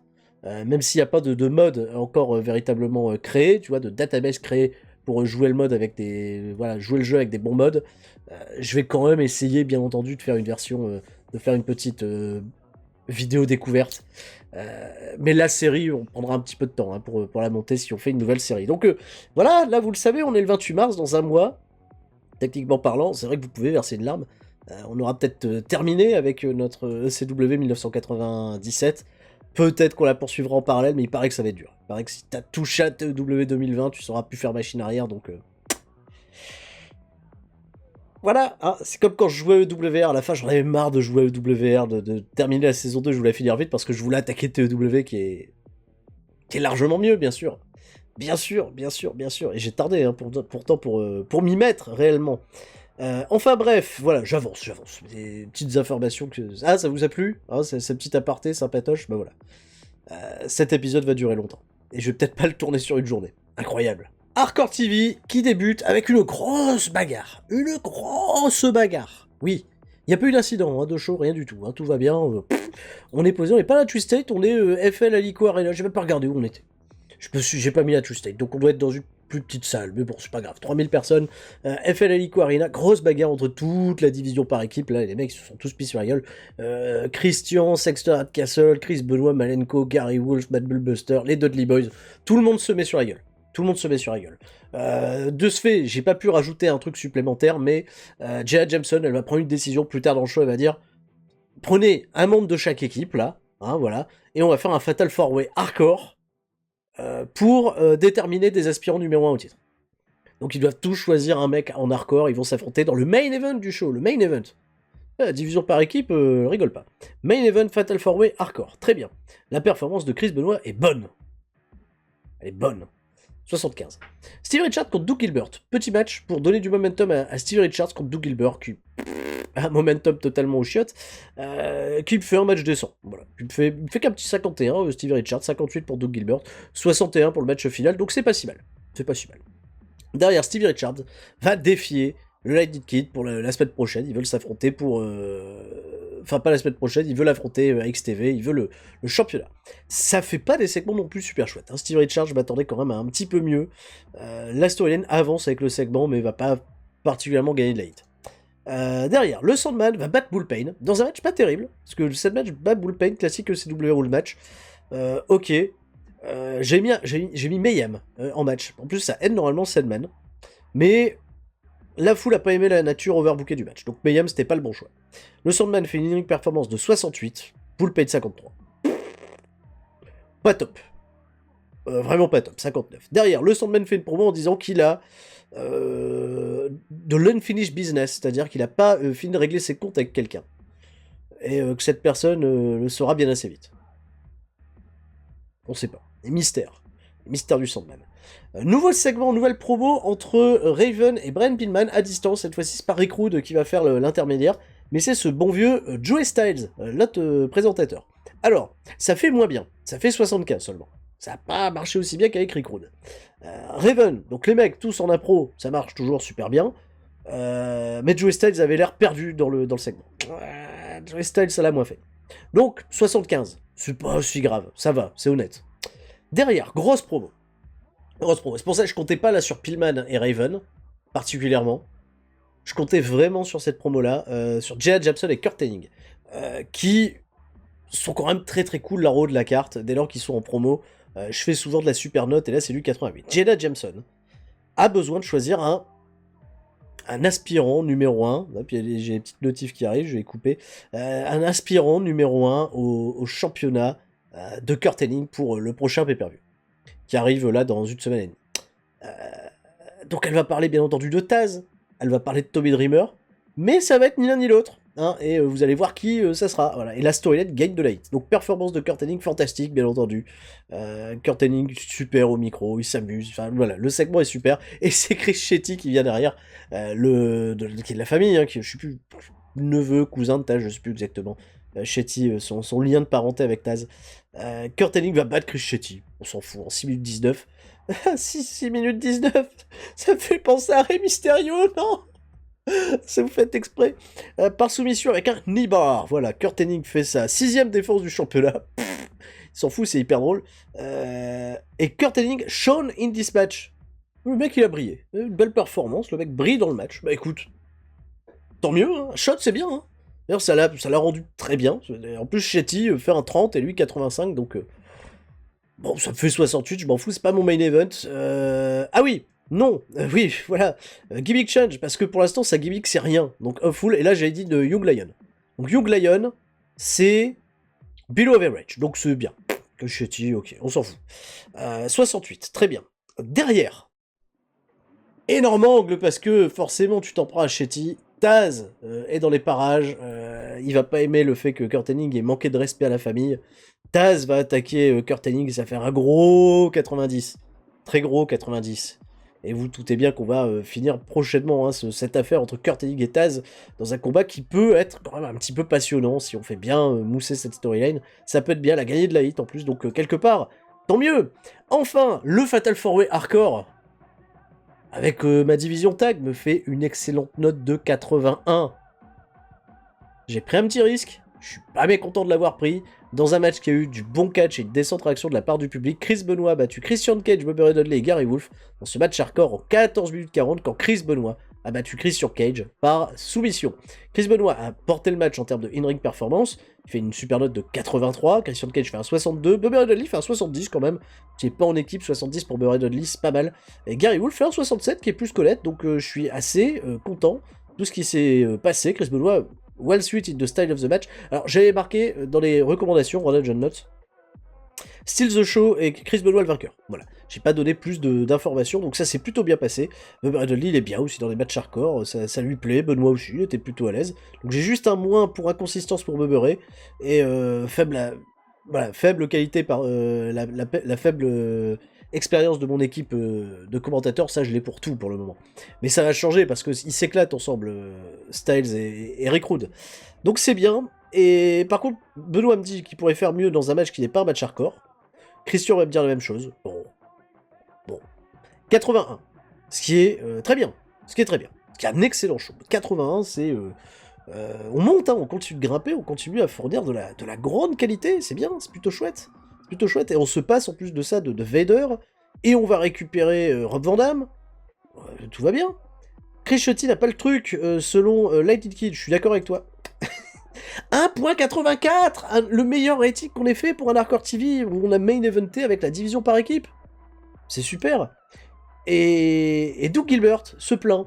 Je ne suis pas content sur la manière dont on m'utilise en ce moment, j'ai besoin de regagner du momentum. Quand je dis que son momentum, lui, il est dans les chiottes, il est, mais à mort dans les chiottes. Doug Gilbert, il ne fait que perdre. C'est une blague, Doug Gilbert, en ce moment. Pourtant, il est utilisé. On va pas dire qu'il n'est pas utilisé. Donc 81 à ma storyline avec Taz, 76 pour Raven et Brian Pillman. On va continuer d'amener ça autrement. Un petit 67 pour la dernière storyline qui est en parallèle. Mais on va aller voir les momentum, parce que ça m'intéresse. Qui est chaud? Devon Dudley. Et le catcheur qui a le plus de momentum actuellement au sein de la compagnie. Et ben dis donc, Devon Dudley, c'est bien. Taz en 2, Tommy Dreamer en 3, Stevie Richards en 4. Très bon momentum pour Stevie Richards. On rigole pas. Et Bubba Ray Dudley en 5. C'est pas mal. Qui n'a pas de momentum? Doug Gilbert. Ah ouais. Doug Gilbert, upper mid carder, il pour le moment, son momentum est dans les toilettes. Voilà. On a besoin d'un microscope pour voir ce qu'il en reste. C'est très compliqué. La même chose pour Steve Corino, hein, momentum dans les toilettes. Bullpain a besoin d'un petit boost. Chavo Guerrero aussi, petit boost. Et Kid Cash aussi, petit boost. Bon, c'est pas très grave. Pour ces trois-là, c'est pas bien grave. Corino, Gilbert, on va essayer de faire quelque chose dans le... Gilbert... le pauvre Doug Gilbert. Qui est un peu le running gag hein, pour l'instant de la compagnie, Doug Gilbert. Hein. Bon, j'ai pas envie non plus qu'il se plaigne, qu'il soit en grille, Doug Gilbert, parce que c'est quand même un bon élément. Il est en contrat signé en plus de ça chez nous, donc voilà, j'ai pas envie qu'il fasse la gueule. En plus, il est happy, hein, il me prévient juste, hein, voilà. Irrité de son récent booking. Mais après, il a eu un bonus de 5000 comme tout le monde, donc ça aide, ça contrebalance un petit peu. Et c'est un catcheur qui reste, cela dit, bon, je vais pas dire super populaire. Je sais pas si Upper Mid Carder, c'est encore le bon truc, hein. Si, Upper Mid Carder. Alors qu'en popularité, tu vois, il y a 59 dans le South-East. La Twisted, c'est à 52, donc il a pas des popularités exceptionnelles, hein, le garçon. Alors ça me fait plaisir de lire ça, parce que All Japan Pro Wrestling, qui poursuit sa série de shows, précise que sur leur dernière date, le MVP du show est Rob Van Dam. Qui se barre, voilà. Et à qui ils ont toujours pas fait perdre le titre? Apparemment, ils l'ont toujours pas. Non, ils ont fait un angle avec Rob Van Dam, Stevenson et Steve Williams, peut-être pour rien, puisqu'il va nous rejoindre. Steve Williams a battu Rob Van Dam, mais Rob Van Dam apparemment est toujours champion. Ça fait 97 quand même cette affaire. Non, il est plus que champion par équipe, il a droppé le titre. Il a droppé le titre, ça va. Ça va, ils ont pas fait les foufous jusqu'au bout. Le titre a été droppé. Bravo, All Japan, vous avez pris la bonne décision. All Japan, comment je fais pour aller voir la All Japan? Je peux faire comme ça ou bien? Voilà, je peux faire comme ça. Qui est le champion? À qui ils l'ont fait dropper, la histoire? History, claque... Rob Van Dam, c'est Takao Omori qui a pris le titre. Omori. Pourquoi pas? Omori, ok. Bon, super. De toute façon, lui, il est signé, donc il risque pas de se faire niquer. Donc c'est bien. Rob Van Dam a paumé le titre, donc au moins, ils font les choses proprement du côté de la All Japan. Et tant mieux. Backstage rating 73, parce que oui, incident avec Billy Kidman et Terry Funk. Billy Kidman amené devant la cour, parce qu'il a lui aussi chopé son partenaire de route en retard. Et bah tu vas payer les repas pour les 3 prochains shows, voilà. Pour ton partenaire de route. Voilà, Billy Kidman qui fait les mêmes conneries que notre bonne vieille Lady Alexandra. Pas pire, voilà. Il fait son taf pour le moment, il fait son petit travail tranquillement, Terry Funk de juge du côté de XTV. Il va catcher d'ailleurs, il va catcher là probablement, on va faire un petit match avec Terry Funk qui sera content. Donc XTV qui s'ouvre avec Kid Cash contre Shane ça fait 54. C'est décevant. 54 pour... dans un match qui a eu du catch décent, un peu de hit. Kid Cash a battu Shane dans ce match classique ECW Rules en 8 minutes 42. Au moins Kid Cash récupère un peu de momentum. On va pas se plaindre là-dessus. Kid Cash fait une note de 50, Shane 44. C'est pas terrible. C'est un peu décevant pour 2 mecs de ce calibre. Alors là, par contre, ça c'est une catastrophe. Ça c'est une catastrophe qui me surprend énormément. Hayabusa bat Dave Finlay. 5 minutes 34, donc tant mieux pour Hayabusa. 22. Que je m'explique pas trop, la foule est pas du tout dedans parce qu'un match avec des jobbers, ils comprennent pas. On est dans le Maryland, hein, il me semble, et on a 766 personnes. On a rien du tout, on a personne. Hayabusa fait 60, Finlay fait 36, 22 la note. 22. C'est quoi les Road Agent notes? Régular, match régulier. 22. Dirt sheet? Il y a du moins pour inconsistance, match entre les jobbers. Ils sont considérés comme des jobbers, tous les deux. Donc ça aide pas trop. Le Techno Kid, qu'on n'avait pas utilisé la dernière fois, fait équipe avec Steve Corino. Ils vont perdre contre Spike Dudley et Chris Shetty. Donc pour Steve Corino, le momentum va pas s'améliorer. Ça fait 38, c'est pas terrible. C'est vraiment pas bon. En revanche, derrière, Terry Funk contre Chris Justice. Terry Funk, bien sûr, qui vient faire un petit tour de catch à XTV devant 700 personnes. Hein, Terry Funk, voilà, la gloire se passe un petit peu, fait une in-ring performance de 79. Les gens sont venus voir Terry Funk qui sont contents. Pas beaucoup de hits, hein, malgré tout. Et Terry Funk qui l'emporte. Et derrière, Terry Funk qui va se faire chambrer par l'actuel champion, le Lightning Kid, en disant ah, tu viens sur mes terres, etc. Et Terry Funk va dire regarde derrière toi. Et Stevie Richards l'attaque, ce qui va justifier un match derrière, un match au tag. Où le Lightning Kid va faire équipe avec Chavo Guerrero Jr. contre Billy Kidman et Stevie Richards. Et ce qui fait un 61.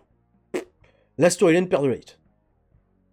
Stevie Richards a l'air off his game. Il est pas dans le coup. C'est une journée sans, soirée sans.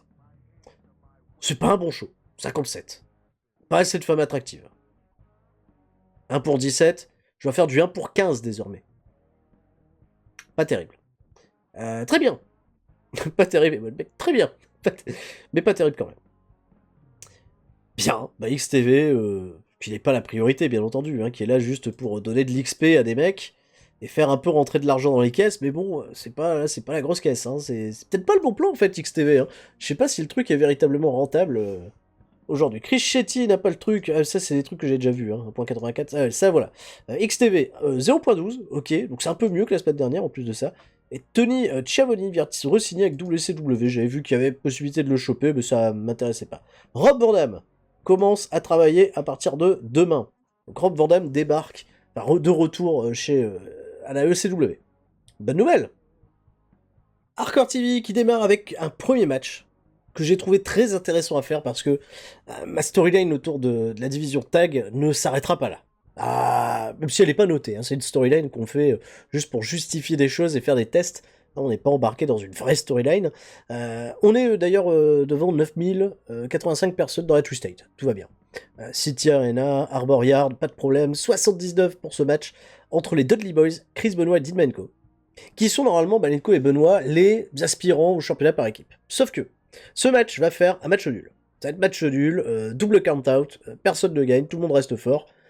Et de ce fait, ça va créer de la dissension. De la dissension entre plein de monde, puisque Edge et Christian vont se pointer, ça va, tout le monde va se bousculer, etc. Les Dudley Boys se disent, ouais, mais eux, ils sont aspirants, mais ils sont pas capables de nous battre. Nous, on est capable de vous battre, vous, les champions. Tu vois, ça se monte du doigt, ça se pousse comme ça. Et de ce fait, il y a de grosses tensions. 86, très gros segment. Chris Benoit a l'air super bien. Tim Maine Cohen performe, ok, un petit peu en dessous. Mais on sent qu'il y a la niaque, il y a l'envie, il y a la rage. 86, c'est un super segment. Très très gros segment. Donc on n'en sait pas plus. Brian Pillman est là. Il est là et il dit à Raven, ce soir je catch, j'espère que tu regarderas. Ok. Ok. Freestyle segment. Donc qu'est-ce qui se passe? Loose Cannon, elle avance, gagne pas de 8, 77, petit segment finalement. Rob Van Dam fait son retour, figure-toi qu'il affronte Kid Cash. Kid Cash est venu au ring. C'est Rob Van Dam qui s'est pointé, qui lui a fait face. Et on pensait que c'était peut-être une réunion des 420, de la 420 Collection, là, leur ancienne équipe. Mais pas du tout, en fait. Rob Van Dam, il vient, il serre la main, il lui met une grosse baffe. Les gens sont contents parce qu'ils aiment pas Kid Cash particulièrement. Ils font un bon match, 77, où Rob Van Dam fait une superbe note de 81.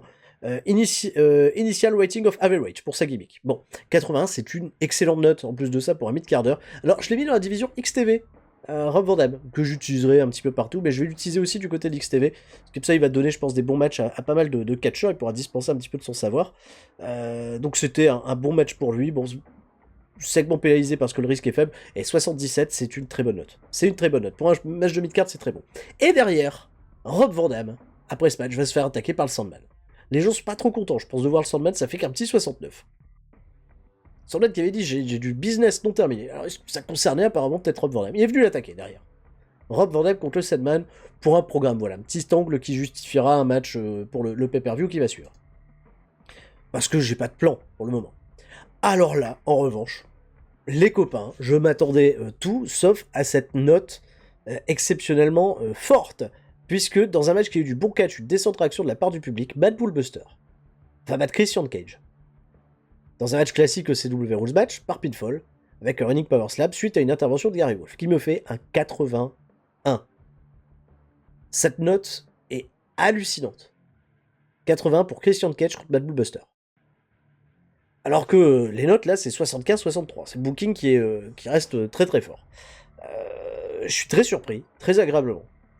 Et surtout, j'ai fait ce match pour que l'un des champions par équipe, en tout cas, perde contre la 4e équipe qui est dans cette division et qui est bien forte. Parce que là, encore une fois, il y a une équipe qui peut dire, et nous, on peut être légitime à affronter les champions par équipe, puisque Bad Bull Buster vient de battre Christian Cage. Donc, après ça, Jenna Jameson, elle arrive. Et elle est méga over, Jenna Jameson, bouh, tout ça. Donc, elle vient voir Christian Cage et Seth Castle. Ils devront défendre finalement leur titre dans un fatal four-way par élimination.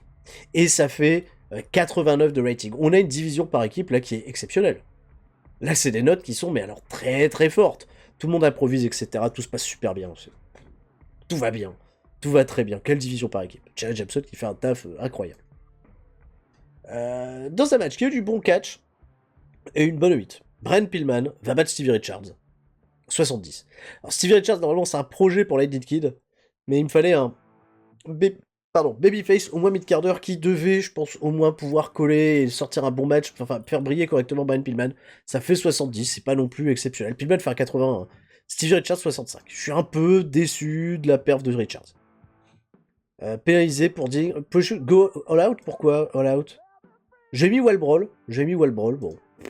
Il m'a pas fait un truc GGN, le Stevie Richards. Ok. Et pas de Raven dans les parages. Brian Pillman qui va rester après le match, attendre après Raven, mais pas de Raven. Il va repartir et ça va laisser les gens un peu dubitatifs. Enfin, on va terminer avec un angle. T'as vu la note? Vraiment, tu vois la note. T'es sûr que tout se passe bien dans cette compagnie? Que tout va pour le mieux? Regarde cette note encore d'un peu plus près. 96. 96. Taz et Tommy Dreamer qui viennent au ring pour défier Kurt Hennig pour le titre pour le prochain gros pay-per-view. Kurt Hennig fait ok, faut bien que ça se vende le pay-per-view, bien que la compagnie fonctionne. Je vais pas affronter Chris Shetty tout le temps. Donc je commence par lequel? C'est lui, c'est les deux à la fois. Ils se vantent un petit peu, Kurt Hennig. Et qu'est-ce qui se passe? Vader arrive. Vader arrive et il démolit Tommy Dreamer et Taz. Et quelles seront les décisions qui seront prises après ça? Le pay-per-view, c'est dimanche. Il est censé avoir peut-être un triple sweat match. C'était ce qui se sentait le plus, en tout cas, entre Taz, Kurt Hennig et Tommy Dreamer. Et Vader vient se mêler à l'action. Vader, il est vu un peu comme Brock Lesnar. On me voit pas trop, mais je viens pour faire un segment qui fait 96 pour terminer le show, et ça fait gagner encore de la hit à la storyline principale. Rien à dire, quoi. Francine, en plus, qui a aidé Tommy Dreamer sur ce segment, parce qu'elle est aux abords du ring, elle a peur de voir Dreamer. Alors, ce qui est chiant, c'est que Dreamer contre Vader en 1 contre 1, ça marche pas bien. Ça marche pas bien. Fin du show, qui me fait un excellent 80, encore une fois, avec des très bonnes surprises, des ongles qui me font des superbes surprises, et notamment ce match entre Matt Bullbuster et Christian Cage, qui va faire partie, je pense, déjà des meilleurs matchs, enfin, il va être parmi les meilleurs matchs de la compagnie, parce que 80, c'est une excellente note. On va aller revoir un petit peu les meilleurs matchs de la compagnie, mais il va très très bien se placer, ce match. ECW, top 100, pas des événements, mais des matchs. Regarde, on est pas mal, là. Ils sont où, Christian Cage et Matt Bullbuster? Ah, c'est un 81. Alors, attends, parce que les 80, il y en a pas mal. Il est pas top 20, malheureusement, il est pas top 20, il est 26ème. C'est pas mal, tu vois, 26ème, 80, super note, très bien. Très bien, je rappelle, un meilleur match de la compagnie, c'est Taz qui bat Roddy Piper. 93. C'est la storyline préférée de tout le monde, ça, voilà. C'était à Hardcore TV, il était devenu champion à ce moment-là. Roddy Piper qui bat Steve Austin aussi. Roddy Piper qui est quand même dans les 2 meilleurs matchs de la compagnie. Et Taz qui bat Kurt Hennig dans un stretcher match. Ça avait fait un gros 86. Roddy Piper qui bat Taz, Tony Dreamer qui bat Raven dans un Starway Well match en 96 qui m'avait fait un 85, qui était longtemps le meilleur match de la compagnie. Taz qui bat Rocky Maivia sur Hardcore TV. D'ailleurs, Hardcore TV, on a sorti quand même les 2 meilleurs matchs de la compagnie sont sur des Hardcore TV. Hein. C'est pas banal. C'est pas banal du tout. Voilà, c'est pas mal. Storyline, par contre, j'ai envie de voir la note. Là, on est à 84 hein, sur la storyline. On est plutôt correct. On est plutôt costaud. Loose Cannon 76, donc il va falloir reprendre un petit peu. Steve Richards en chasse pour le titre XTV, fait un 61.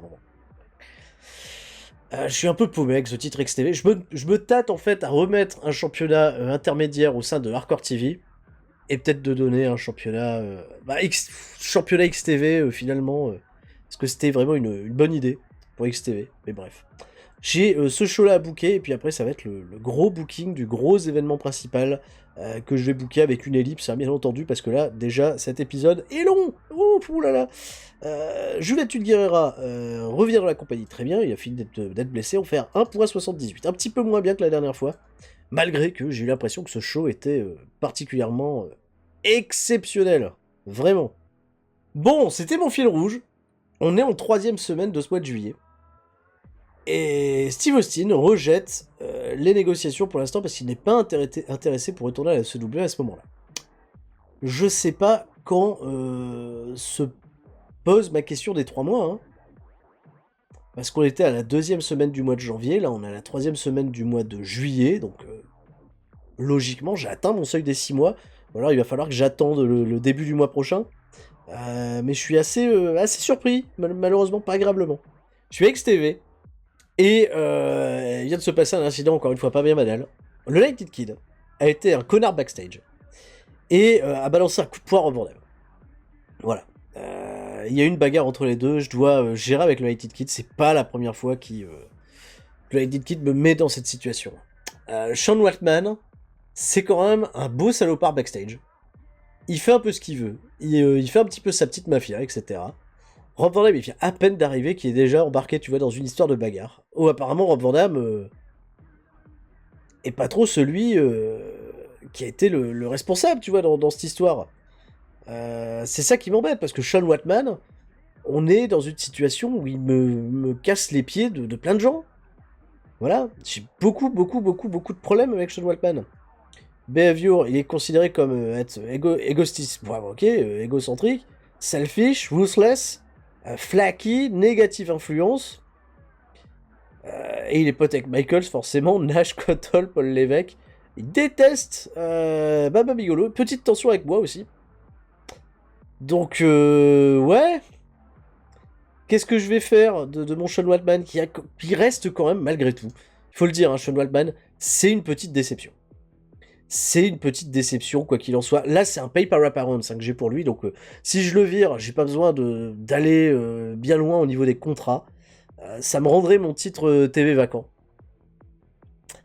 Mais il a vraiment la tendance à m'emmerder, hein, le Lightning Kid. Vraiment. Vraiment, mec. Vous m'emmerdez, monsieur le Lightning Kid. Donc, le suspendre, je peux pas parce que c'est uniquement pour les catcheurs sous contrat. Et je pense que le virer serait pas une si mauvaise décision.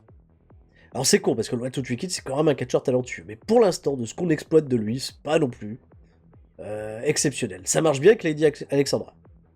Ça marche très bien avec Lady Alexandra. Si je lui mets une fine, et que derrière Rob Van Dam me fait la gueule parce qu'il pense que j'ai pas pris la bonne décision, je serais assez déçu. Parce que Rob Van Dam, il vient pas là pour enfiler des perles. Il vient quand même en qualité de projet. Je vais mettre la fine. Le Lightning Kid n'est pas content, je m'en fous royal. Rob Van Dam est content de ma décision, donc ça va. Et c'est tout. Tant pis, s'il est pas content, il est pas content. L'attention, il reste de l'attention, voilà. Mais qu'est-ce que tu veux? Qu'est-ce que tu veux que je te dise? Là, c'est pas le bon plan, hein. Monsieur Sean Waltman, vous faites... Bon, ça va, il n'y a pas de message, il n'y a pas de message qui me stipule que le mec fait la gueule, qu'il n'est pas content de venir bosser, donc bon. Autobooker. Un segment avec le Techno Kid et Spike Dudley. Vous pouvez imaginer ce que vous voulez, puisque il n'y a pas de précision sur ce qui s'est passé. Donc peut-être que le Techno Kid a fait une dance battle avec Spike Dudley, que Spike Dudley l'a gagné, parce que les gens préfèrent Spike Dudley. Et c'est tout, voilà. 44. Faites marcher votre imagination, voilà. Moore et Helms affrontent Danny Doring et Dave Finlay dans un match qui a un peu de catch. Super Wrestling, c'est chaud quand même. Et un peu de hit. Danny Doring et Dave Finlay vont battre Shannon Moore et Sean Helms. Alors Moore et Helms, ils ont été punis, j'en sais rien. Alors c'est l'autobooker là, à fond la caisse. Hein. 7 minutes 09. Danny Doring a battu Sean Helms par pinfall. Avec un wham, bam, thank you, mam. Voilà, c'est ça son nom de finish, super. In terms of inbox, Sean Helms était au-dessus de tout le monde. Danny Doring était le weak link. Un match entre des jobbers, les gens sont pas contents. Ça fait une note de 20. 20. Une note, ça va pas vous plaire hein, comme match. Bon, ça a plu à personne. Un angle avec Juventud Guerrera qui est de retour, de retour de blessure. Chris Justice et Hayabusa.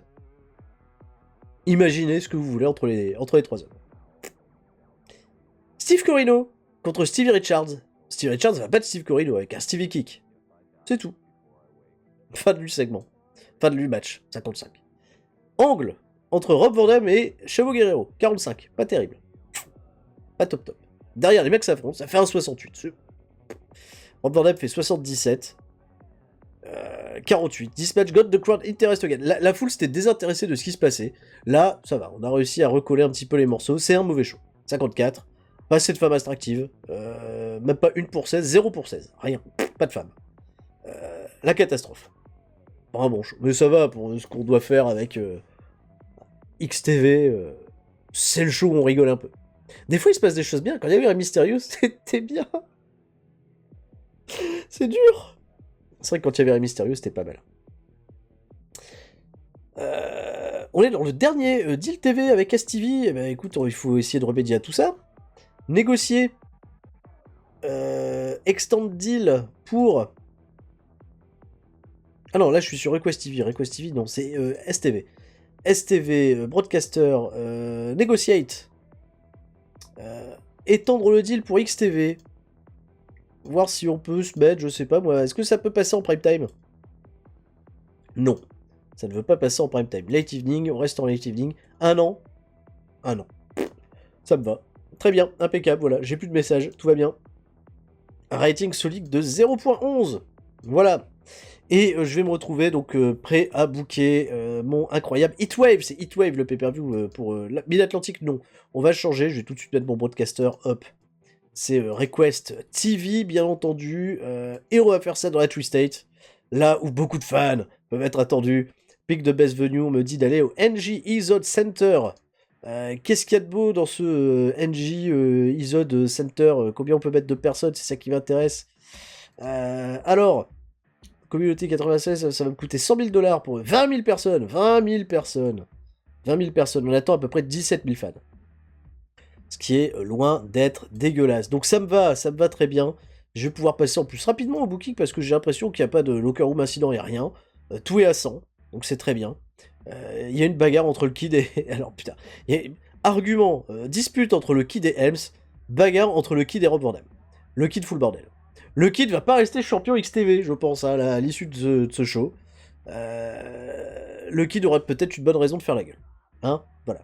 On va lui faire perdre le titre contre le Techno Kid, ça va aller vite. Bref, Ellipse est de retour, les amis.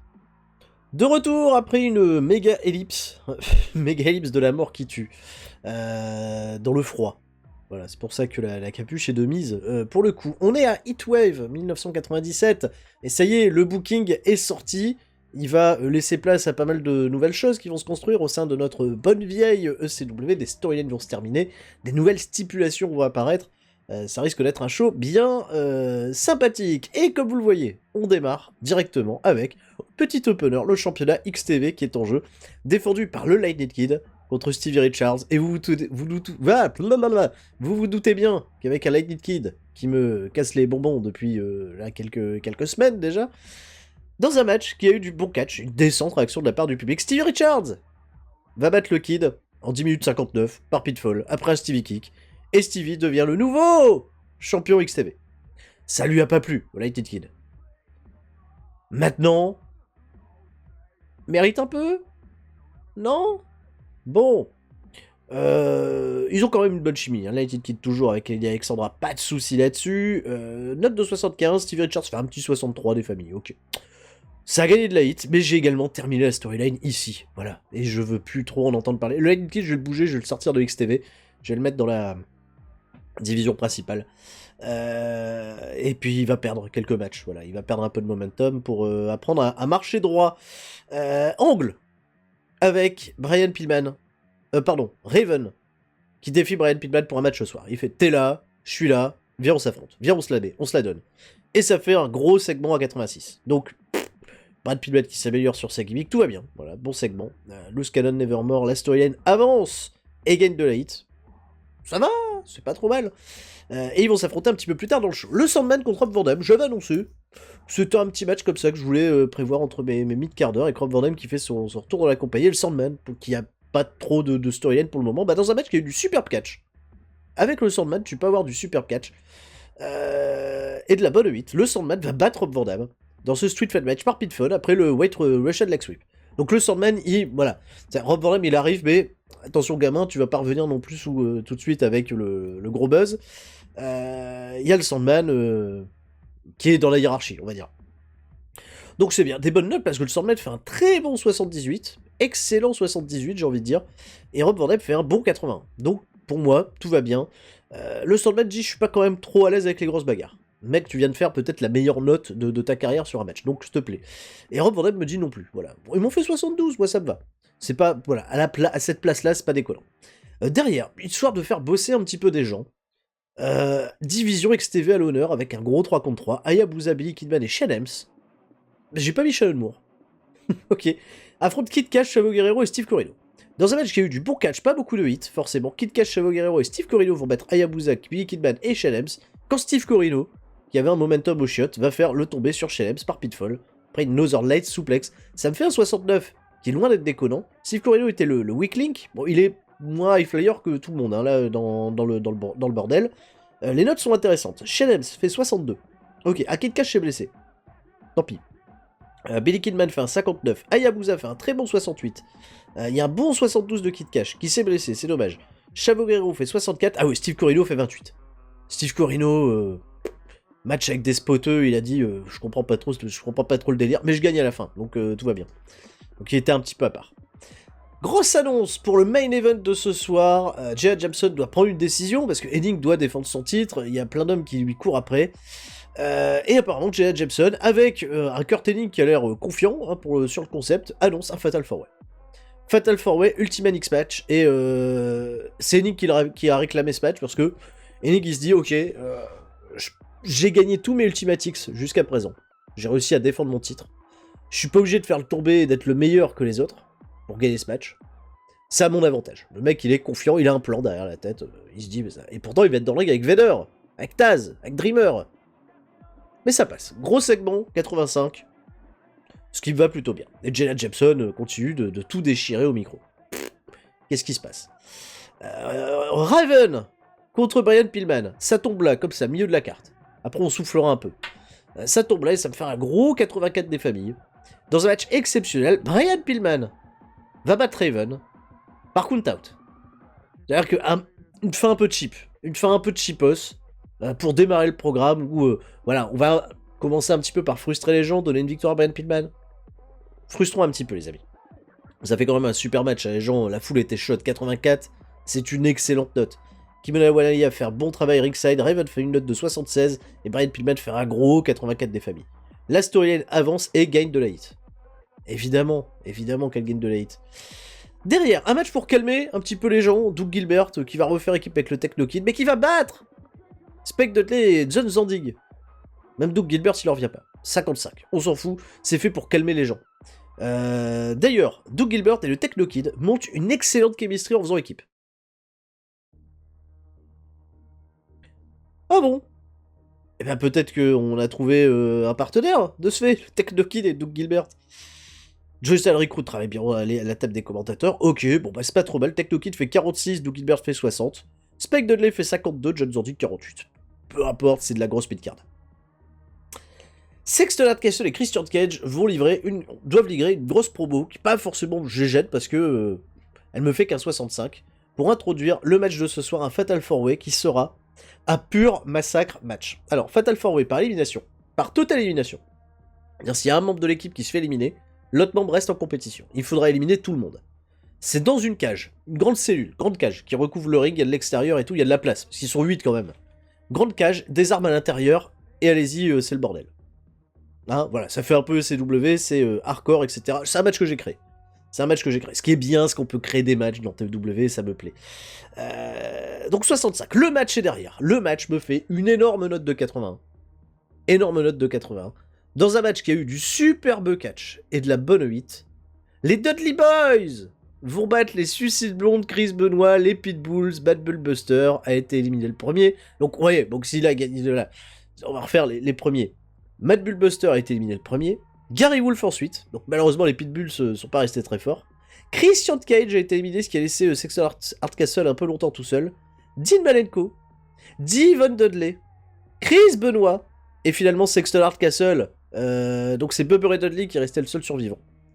Quand les Dudley Boys ont remporté, et les Dudley Boys ont remporté le championnat par équipe de la SCW, sont les nouveaux champions par équipe. Les Dudley Boys à nouveau. Eh ben oui monsieur. Voilà, ils se sont illustrés, et là on va voir des notes, je pense fantastiques. Devon Dudley a pris un crazy bump dans le match. Mad Bull Buster s'est blessé. Il y avait des risques dans ce match. Ah ouais, il y avait du risque. Des bonnes chemistry, normal. Devon Dudley a une in-ring performance de 95. Devon Dudley, 95. Si je ramène les Steiners aujourd'hui, qu'est-ce qui va se passer? On va peut-être essayer de recruter les Steiners contre les Dudley Boys, t'imagines le bordel? Bubba Ray Dudley, in-ring performance de 93. Christian Cage fait un 85. Sexton Hardcastle fait 94. 94, je sais pas si tu te rends compte, hein. Jimmenko 72, Chris Benoit 86.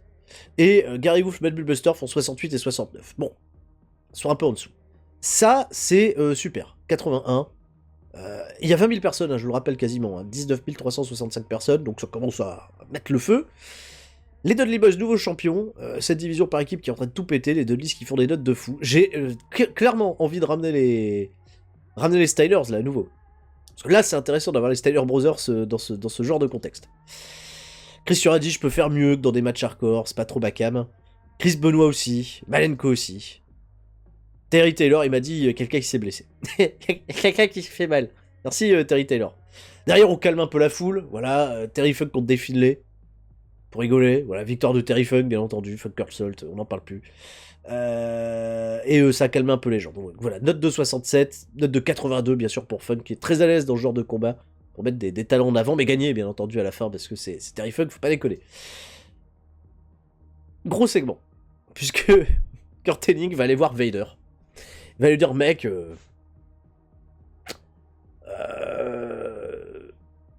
calmos, tu vois, voilà, je suis champion, etc. Et si tu m'aides aujourd'hui, tu vois, à être dans mon sens, il essaye de faire une alliance.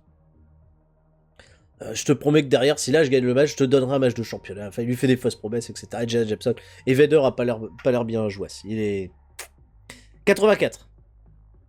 Le main event, qui fait un petit 76, je m'attendais quand même à mieux. Dans un match exceptionnel, Kurt Hennig bat Taz, Tommy Dreamer, Vader dans ce Ultimate X match en 16 minutes 54 quand Kurt Hennig a récupéré sa ceinture. Il a quand même gagné ce con. Et ouais, qui va l'arrêter, Kurt Hennig? Il se joue de tout. Kurt Hennig fait sa défense numéro 7 du championnat ECW. Vader a été le weak link. Vader pas à l'aise, hein, dans Ultimate X, il s'est dit, qu'est-ce que je dois faire? Je dois grimper à des trucs, Vader, ça ne mettait pas à son avantage. Peut-être pour ça aussi qu'ils ont choisi cette stipulation.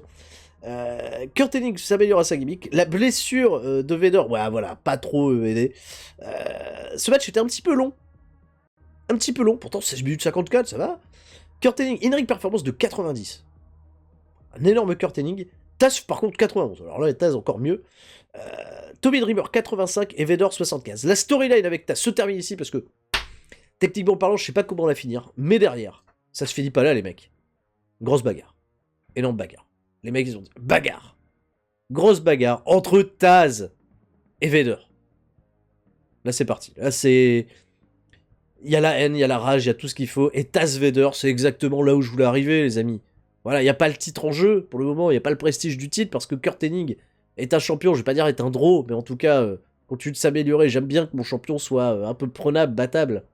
Et j'ai envie de poursuivre un petit peu cette affaire-là. Mais derrière, il y a Taz et Vader qui veulent se mettre sur la gueule et se tuer. Voilà. Je sais, la réflexion qu'on peut avoir directement, c'est est-ce qu'il serait intelligent de mettre Taz en position de... Comment dire? Une note de 80. Pardon, Vader en position de champion et de faire galérer des mecs pour aller le chercher. Mais je vais attendre. Je vais un petit peu ralentir avant d'aller sur le gros événement de Vader qui est, je pense, forcément très attendu. Et l'avantage que j'ai avec Vader, c'est qu'en termes d'argent, étant donné qu'il est en pay par appearance, là, tu vois, je l'ai utilisé pour 2 shows. Je vais peut-être pas le réutiliser là pour la suite des aventures. Voilà, je vais le remettre un petit peu de côté, le truc entre Taz et Vader, tu vois, ça peut s'attendre et Taz peut continuer, tu vois, d'évoluer et Vader reviendra un petit peu comme un part-timer un peu plus tard. Il n'y a pas d'urgence, voilà, il n'y a pas d'urgence. Et par contre, Kurt Hennig, là pour l'instant ça va, ça roule. 80 de rating pour ce show, The Show Increased Popularity in 10 Regions. Je vais faire les speeches. Ça va être des encouragements à Devon Dudley, qui a fait une très bonne performance ce soir. Encouragement au Technokid.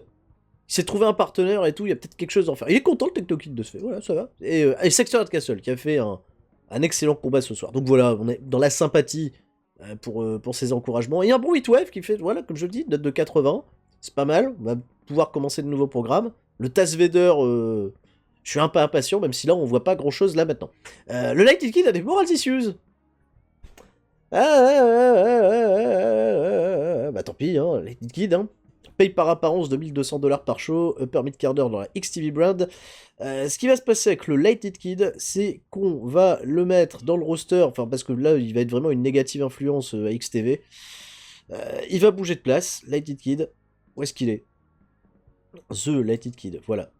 Quitter XTV, on va aller dans le roster Hardcore TV. Voilà.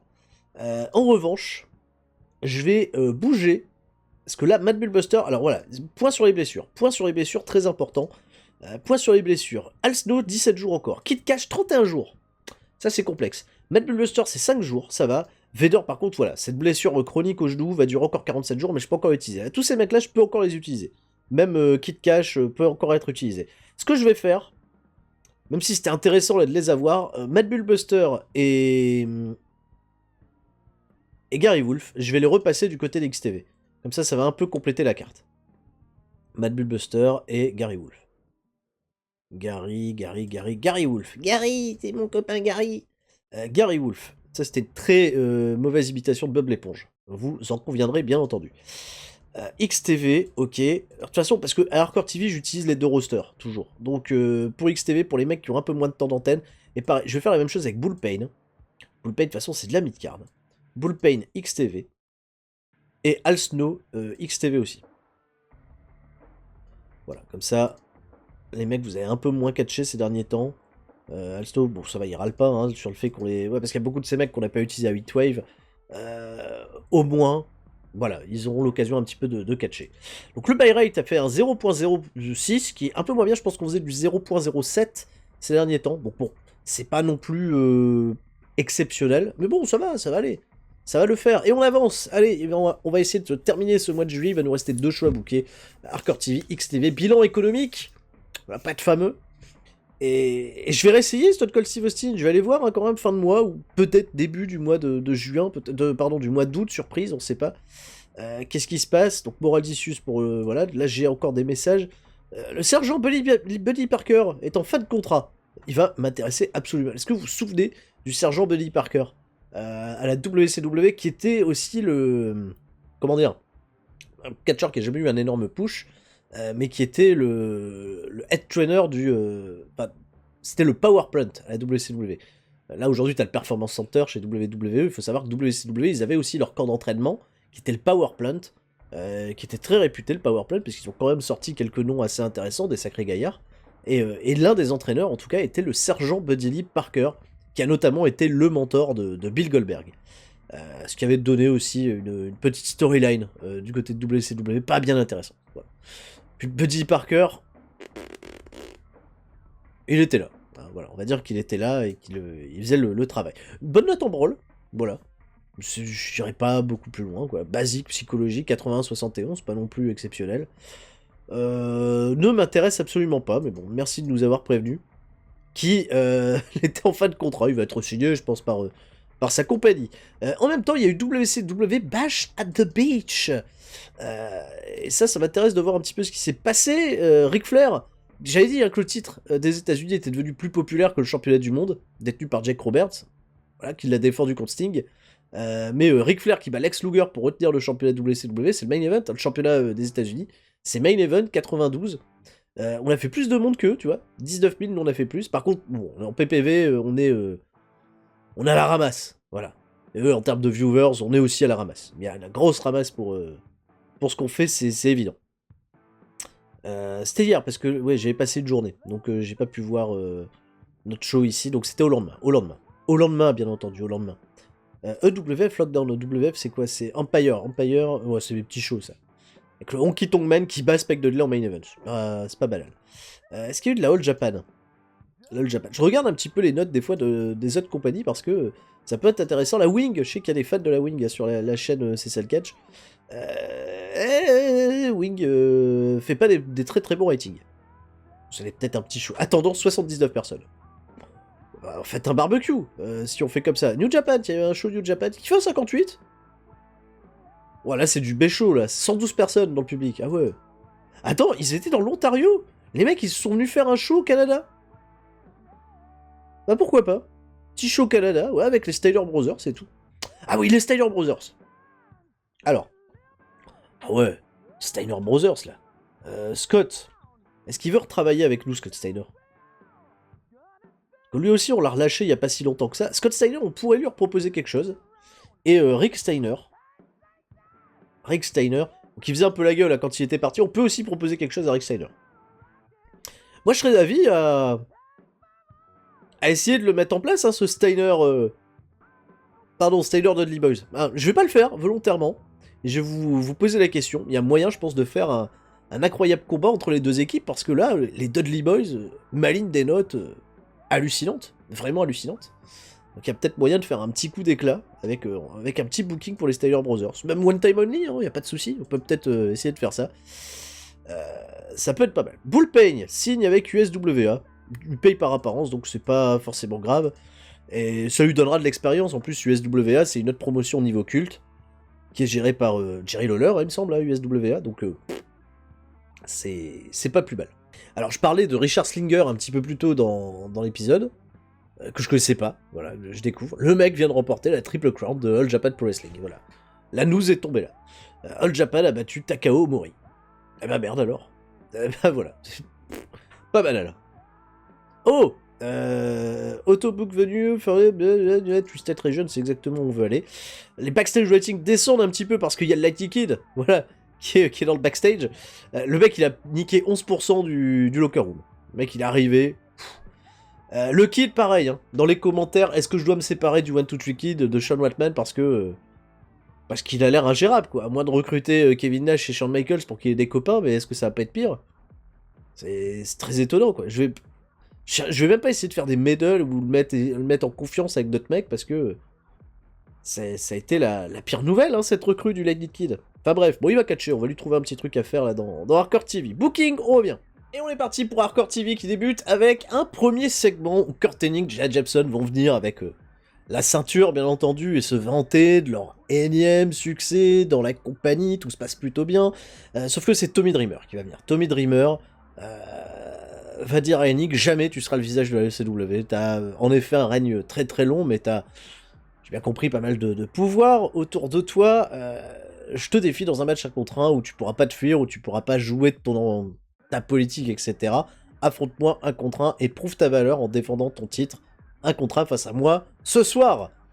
Et lui dit, frère, je t'ai battu dans le Elimination et Ultimate X match hier.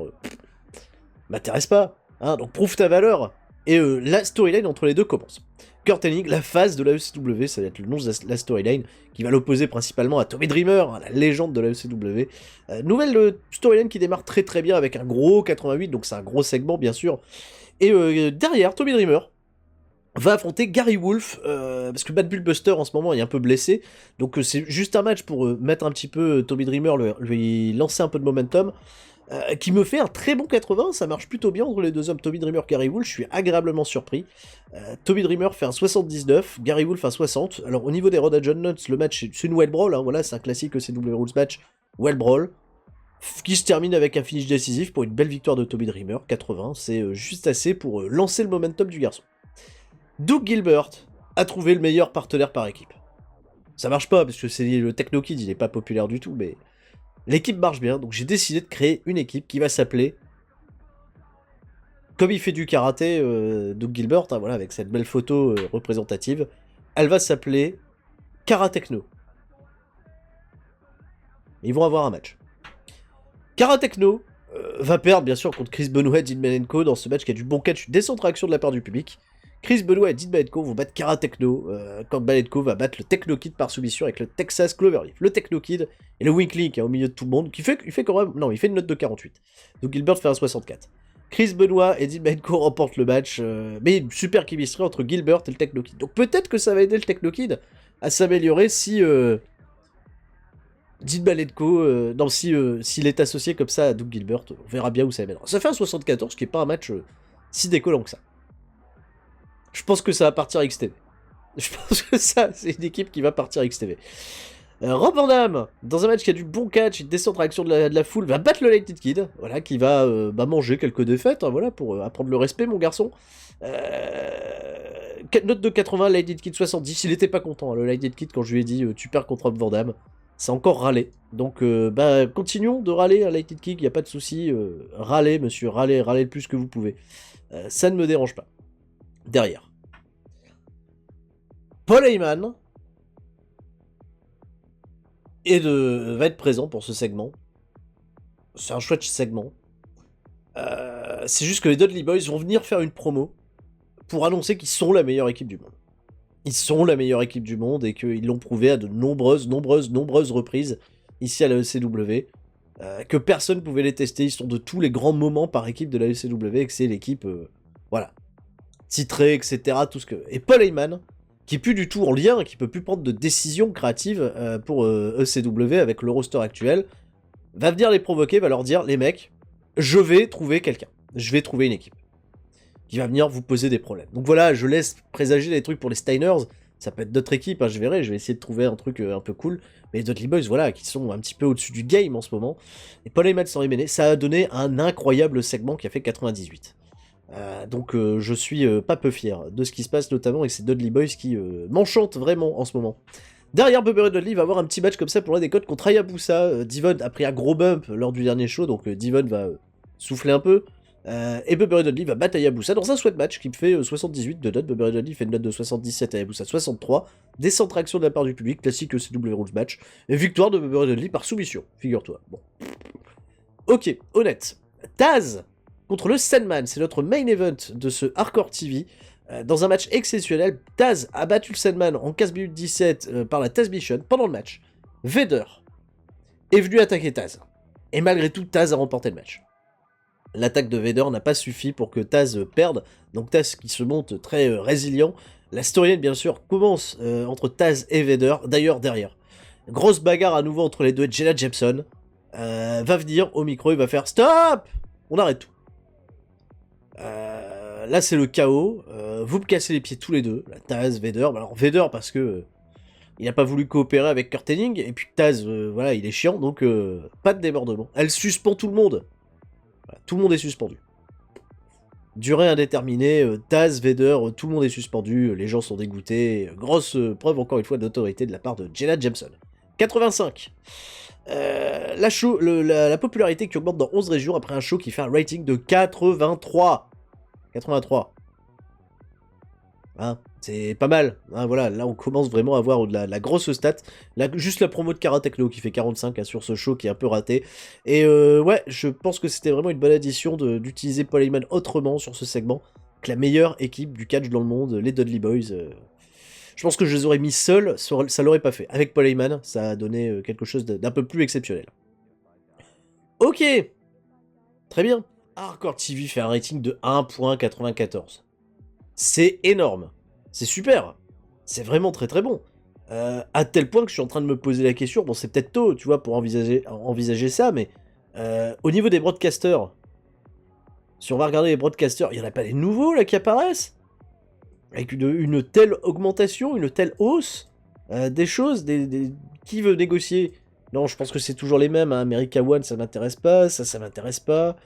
Là, je suis en procès. Non, c'est avec HTS que je suis en procès. Non, MSJ avec qui je suis en procès. Si je fais négocier, ils vont me faire. Peut-être. Peut-être négocier des trucs avec MSJ. Qui ont un risque level high en plus. Hein. Mais bon, ouais, non, ça va pas m'intéresser, MSJ. Là, ce que j'ai actuellement est très bien. Hein. C'est Showtime, hein, on est sur Showtime. Ouais, regarde, on touche du médium partout. Arrête, Showtime, c'est excellent. Mais on peut pas les toucher, ouais, des autres compagnies. Ouais, il faut vraiment que j'améliore la popularité dans d'autres régions. Hein. Non, parce que là, c'est Ontario, Canada, mais c'est chiant, Fox 44, parce que c'est lié à Twisted New England, donc du coup, je peux pas y aller. Et moi, j'aimerais bien aller commencer à toucher un petit peu l'Europe, ce genre de choses-là. Hein. Bon, Showtime, ça aide. Showtime, c'est quand même loin d'être banal pour Hardcore TV, c'est très très bien. Bon, minimum qualité, ils exigent du 68, mais pour l'instant, on leur donne de la qualité. STV et TNN, eux, ils veulent du 12-13. Ça va, bah bon. XTV, on s'en sort bien, ils sont pas trop demandants. Creative Meeting. Tiens, voilà. Franchise Player, Kurt Hennig, Brian Pillman, Vader, Terry Fun, Taz. Alors, c'est vrai que j'ai pas du tout utilisé Pillman et Raven là sur le dernier segment. Bon, pour les laisser un petit peu se reposer, ça reviendra en force la semaine prochaine. Next Big Thing, tu vois que Sexo Hard Castle est très bien passé, Hayabusa est bien passé, Stevie Richards quand même. Et Bullpage, je vais tout guérir. Ok, il faudrait peut-être que je fasse des choses avec ces gens-là. Talk the Talk, Rocky Maivia, qui va nous manquer. Hein, vraiment, cette blessure-là, elle est pas tip-top. Mais bon, viendra, bien entendu. Rob Van Dam, Ryan Pipette, Kurt Hennig, Hayabusa pour les Showstoppers. Les Ring General, Benoît, Malenko, Rob Van Dam est très bien placé. Hein, Terry Fun, Kurt Hennig. Ok. Qui a du momentum? Devon Dudley. Taz, Tommy Dreamer, Stevie Richards, Bubba Dudley. Qui a du momentum aux toilettes? Steve Corino, Doug Gilbert, Bullpen, Al Snow, Chavo Guerrero Jr. Ok. Time Decline, il y a déjà Dave Finlay qui est dedans. Et Aiden James, tiens, on va regarder un petit peu s'il y a des nouveaux noms qui me sont proposés, non pas pire que ce qui m'est proposé d'habitude. Rien de bien passionnant. Le head dit continue de faire la gueule. Fais la gueule, fais la gueule, fais la gueule. Autant que tu veux, ça me dérange pas. XTV, j'ai des locker room incidents avec Spike Dudley qui a donné un lift. Voilà, très bien. Il a fait des petites imitations de personnes dans le backstage, donc c'est bien. Tout va bien. Parfait. Donc j'ai plus qu'à faire mon auto-booking, comme d'habitude. Et on verra ce que ça donnera. Allez, à tout de suite. XTV qui débute avec un match entre Kid Cash et Chris Shetty. Chris Shetty, jamais très très bon. Kid Cash va être managé par Lady Alexandra. Parce que je vais même retirer Lady Alexandra du management de Lightning Kid parce qu'il me casse les pieds. Et je vais la filer à Kid Cash. Voilà, qui va peut-être récupérer son push. Il récupère la meuf et le push à la fois. Et bien, ils ont une bonne chemistry, donc c'est très très bien. Bon, Kid Cash travaille un petit peu blessé, donc ça, bon, c'est pas trop grave, il peut encore bosser un peu. 54-36 qui peut faire un 52, c'est bon. On ouvre le show avec une victoire de Kid Cash qui va prendre un peu de momentum. Moore et Helms contre les Pitbulls. Allez, pour tester, pour voir ce que ça donne, ça fait un 62. C'est pas non plus exceptionnel. La meilleure des notes va bien entendu aux Pitbulls. Steve Richards contre Juventud Guerrera, c'est une promo. Voilà, petite promo entre les deux, ok. La gimmick de Steve Richards, Getting Stale, donc là il faut que je travaille sur cette gimmick. Derrière, un horrible match entre Billy Kidman et Danny Doring qui fait 20. Victoire de Billy Kidman avec un Shooting Star Press. Qu'est-ce que des jobbers font dans le show? Voilà, c'est un petit peu le truc. On s'en fout. Chavo Guerrero et Bullpain, confrontation. Ok, derrière ils s'affrontent. Oui, derrière ils s'affrontent, ils font un match. C'est le main event, je crois, voilà. C'est peut-être le main event. Bullpain contre Chavo Guerrero. Victoire de Chavo Guerrero par soumission. Voilà, j'ai absolument rien à rajouter, les notes sont pas top, le show est terminé. 58. Voilà, qu'est-ce que tu... C'est XTV, hein. C'est pas non plus la folie furieuse. J'ai regardé les messages, je vais aller regarder Steve Austin. C'est notre fil rouge, ou est-ce que je vais devoir attendre le 1er août peut-être pour proposer un contrat à Steve Austin. XTV 0.12, ce qui est pas si mal. Steve Austin. Steve Austin. Negotiate. Non, pas intéressé. Putain, je vais devoir vraiment attendre le mois prochain. J'espère que ça va marcher, hein. Que je vous ai pas annoncé un truc qui vous a mis une hype pas permise pour que au final ça ne marche pas. Hein. Croisons les doigts, croisons les doigts. On arrive au dimanche. Dimanche de la 4e semaine de juillet, dernier jour de ce mois de juillet. Avec quelques petites informations. Une augmentation demandée de la part de Kurt Hennig. C'est vrai que Kurt Hennig, il en paye par apparence, il n'est pas signé chez nous.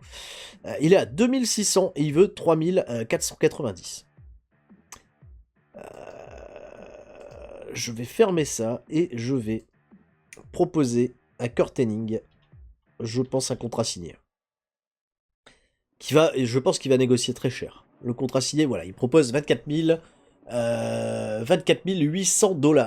C'est-à-dire, alors attends, si, mettons, je lui donnais un contrat de 3000 $ par apparence, et qu'il apparaît en moyenne 5 fois dans le mois, on serait à 15 000. Ça fait beaucoup. Ça fait très très cher pour un deal exclusif.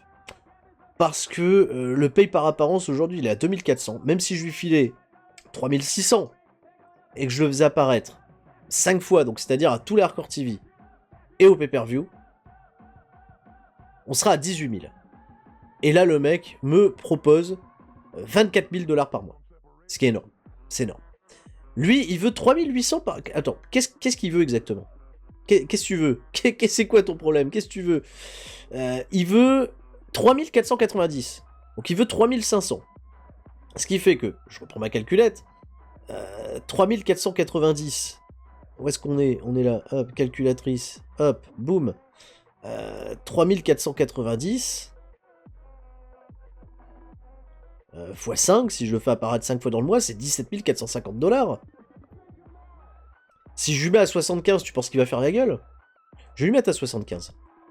Je vais peut-être un peu moins l'utiliser aussi, Kurt Hennig, ça va peut-être me faire des économies. Hein. Mais comme tu vois, hein, les contrats signés, c'est pas intéressant avec tous les superstars. Hein. C'est loin d'être intéressant avec tout le monde. Donc on va voir ce qui se passe. Oh, l'Undertaker est en fin de contrat avec WWF. Est-ce qu'on essaye d'avoir Taker à la ECW? Ouh la vache, où ce mail? Ouh comment on va terminer ce truc? Là ça va coûter cher. Là ça peut coûter extrêmement beaucoup de pognon. Mark Calloway, Undertaker, 32 ans. Stat 1 correct. Là il y a des choses, ok. Négocier, il va peut-être me dire, vous êtes trop gros. Non, il me propose 27 000 $. Pour l'instant, l'offre de WWF, c'est 25 700 $. Pour 3 années. Bonus de 10% par événement. Offre sérieusement considérée. Là, l'offre que j'ai est de 27 800 $. Tu vois, alors, tout à l'heure, je disais, Kurt Hennig, on va hésiter, etc. Là, c'est Undertaker, hein. Je sais pas si vous avez remarqué, mais les notes, là, en popularité, c'est 80 worldwide. Hein. Là, il y a de la popularité, ma parole, ça va un petit peu trop loin. L'Undertaker pourrait être l'énorme star de la ECW, t'imagines si on chope le Taker à Vince McMahon. Oh, l'Undertaker! Qu'est-ce qui se passe? Ça pourrait être un peu immense, hein, de récupérer Taker. Skills, qu'est-ce que ça donne? Brawling 74, qui est très bien. Le hardcore est honnête, hein, à 56. Basique psychologie, on est sur du 85-77, ce qui est très très bien. L'athléticisme est à 55, bon. Power, c'est 82. Il y a moyen de faire des choses très chouettes. Hein. Ouais, parce que regarde, Babyface, Heal, Wholesome c'est à 100, Brut c'est à 100. Merde. Merde, hein, quand même, c'est le taker. Je vais proposer juste un peu plus que WWF, j'ai proposé 26 500 $. 26 500 $. Allez, 26 400.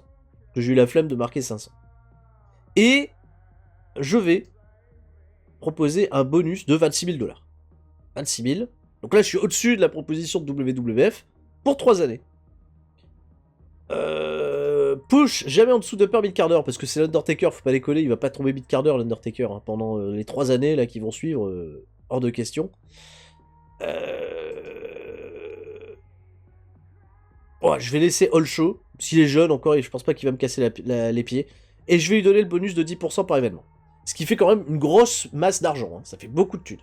Ça fait énormément de thunes. Mais on va regarder un peu comment on va essayer de rééquilibrer les choses. Je propose l'offre. L'Undertaker qui fait je. I'm not willing.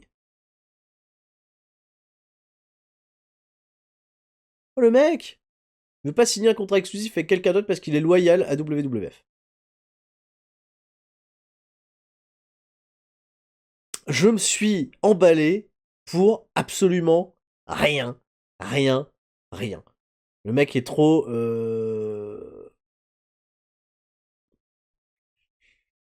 Bah viens comme ça, non Bah il veut pas. Il veut pas partir. Il veut absolument pas partir. C'est tout. Cassez-vous. Voilà, allez-vous-en. Hein, bilan économique du mois. Bilan économique du mois, je le rappelle, avec 246 000 de dettes, hein, contractées en début de mois. Petite dette, hein, ça va, on avait filé un bonus de 5 000 à tout le monde pour que tout le monde soit content. On se retrouve avec 159 000 $ de profit. 159 000 $ de profit. Économiquement, je pense que ça se passe bien. Je pense que la compagnie se porte pas trop mal. D'ailleurs, qu'est-ce qui se passe Qu'est-ce que c'est que ça Il y a des gens qui... Hein C'est des gens qui veulent rejoindre la compagnie. Qu'est-ce que c'est que ça First Refusal Contract Opportunity with Western Graduate Leroy Stanley. Qu'est-ce que c'est que ce truc Je m'en bats les couilles, ça. Qu'est-ce que c'est que ces mecs First Refusal Leroy Stanley. Mais pourquoi il a une photo de... Mais qui c'est ces mecs Pourquoi ils ont des photos de catcheurs qui existent déjà, eux C'est quoi C'est des... Des gens qui veulent rejoindre la compagnie C'est quoi C'est des élèves Vraiment, c'est des élèves, ça C'est des catcheurs générés automatiquement Leroy Stanley, c'est des noms de merde. Leroy Stanley, mais je peux pas voir un petit peu à quoi il ressemble, comment il travaille. Pourquoi ils ont des... Pourquoi il a la photo Bah oui, rookie. Putain, mais ça va chercher les photos automatiques de... Leroy Stanley, gradué de la ECW House of Hardcore, New Zealander, who works in America, Heavyweight, Brawler, protégé de Taz. Ok, mais par contre, ils leur ont foutu des photos random parmi les trucs de photos. Ok, donc à la limite, je peux les recruter, changer les photos. C'est pas bien grave. C'est des protégés de Taz, donc lui, il va monter rapidement si c'est un protégé de Taz, donc je suis pas contre l'idée, tu vois, de le recruter. Je peux avoir... Vas-y, voilà, je peux avoir des infos un petit peu sur les mecs. Boyce Michaud, 97, House of Hardcore, Canadian Wrestler, who works exclusively in North America, ok. Regular Style, Relationship, lui par contre il en a pas, Behavior, Skill. Les skills là sont pourris. Les skills sont pourris. Il est catcheur lui Regular catcher, par contre là les stats sont affreuses quoi. Par contre il a 88 en basique, donc oui ça se génère un petit peu n'importe comment. Microphone 91, résilience 93 quand même. Voilà, Sex Appeal, Star Quality, donc lui, non. Lui c'est un gros decline. Hein. Boys Michaud, je suis désolé Coco. Toi c'est decline offer. Ok. Joël Savage, je vais regarder. Parce que ça, il peut y avoir des profils intéressants, on sait jamais. Hein. Athlétisme, 80, athlétisme est bon. Psychologie basique, c'est une catastrophe par contre. Là, c'est une catastrophe. Star Quality 64, ok, Sex Appeal, ok. Announcing Coolor, Non, et c'est un protégé de personne. Il a un Behavior, il a personne. Un Shunship personne, non, donc non. Non, lui, un gros decline, ok. Par contre, Leroy Stanley, c'est lui relationship protégé de Taz, là ça m'intéresse. 59 en brawl, 35 en hardcore, là on est un petit peu à la ramasse. Basique psychologie 34-31, ce qui peut s'améliorer bien sûr en fonction de ce qui se passe. Flabby heavyweight. Flabby heavyweight. Microphone, charisme, 48-48, babyface. Un bon statut de babyface, ok. Et néo-zélandais, 20 ans, Young Lion. Je vais lui proposer un contrat, mais pas signé. Hein. Pas Brighton, hein, pay par appearance. 190, on va même mettre 180. On va nous casser les pieds, trajet non couvert. Make offer. Ah, le mec il veut quand même plus. Tiens, bah déjà ça, on va rien mettre. On aura pas de bonus. La signature, voilà, 190, 190. Honor God, négociate, patati patata. Et il a moins de 35 en selling. Eh ben non, decline offer. Voilà, personne finalement. Je savais pas ce que c'était. Donc apparemment des catcheurs généraux aléatoirement qui arrivent dans la partie avec des fous. Ça, ce qui m'embête, c'est qu'ils ont des pictures. Ok. Megumi Kudo se fait proposer un contrat par la All Japan, la All Woman Japan. Ok. All Japan Woman. Si j'avais du catch féminin, j'aurais Megumi Kudo, mais largement devant tout le monde. Hein. Kama, Charles White, le parrain, le Goodfather. Brawling, hardcore, y a rien. Hein. Basique, psychologie, ok, non, m'intéresse pas du tout. Prenez-le, faites ce que vous voulez avec. M'intéresse pas le parrain. La finance, donc bilan économique. Voyons ce qui se passe, parce qu'on a carburé à mort les mecs, hein, ce mois-ci. On a fait... avec dans le MISC, il y a 457 000 $, dont 246 000 j'ai donné de l'argent à tout le monde.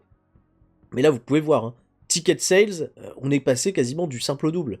On a fait beaucoup de choses, en effet, dans la Twist State. Donc on a vraiment ciblé la popularité à un endroit. Mais bref. Le worker cost était légèrement supérieur. Le coût des shows était supérieur aussi parce qu'on a loué des plus grosses salles. Mais vous pouvez voir quand même que sur ce bilan économique, on est dans une dynamique qui est largement positive. Donc là, il n'y a pas grand-chose qui peut nous arrêter si on part comme ça. Hein. Et c'était même pas un mois sur lequel j'ai fait plus particulièrement gaffe par rapport à d'autres, quoi. Donc même Kurt Hennig, là, s'il veut un contrat signé, finalement, est-ce que c'est pas mieux que je sécurise un maximum de mes catcheurs pour éviter de me les faire piquer? Parce que j'ai pas l'impression, voilà, que là, aujourd'hui, je suis dans une situation dangereuse où d'autres compagnies vont essayer de me piquer mes talents. Et j'ai surtout Steve Austin. Qu'est-ce qui se passe, Steve Austin? Est-ce qu'il nous rejoint maintenant? Est-ce qu'on peut négocier? Négocier Steve Austin serait une excellente idée, me dit Raven. Négocier avec Steve Austin serait une excellente idée, me dit Brian Pillman.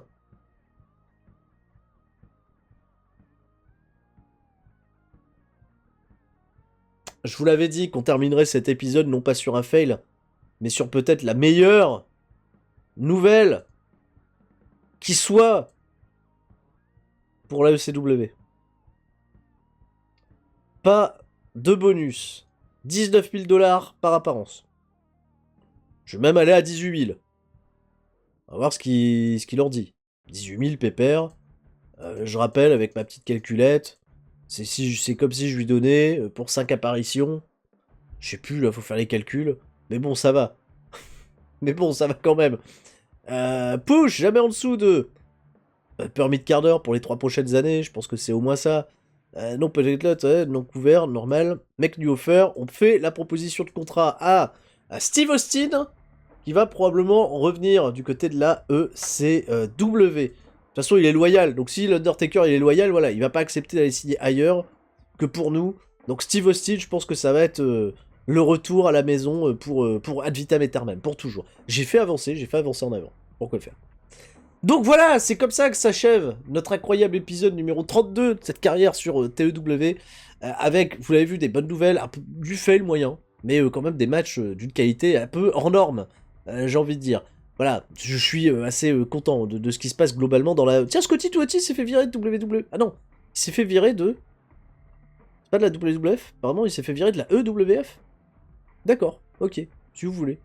Bon. Je sais pas, j'étais content, je me suis dit, ah bon. Bref. Donc, soyons sérieux. Là, ça va, ça se passe très très bien. Mais il y a TEW 2020 qui arrive bientôt.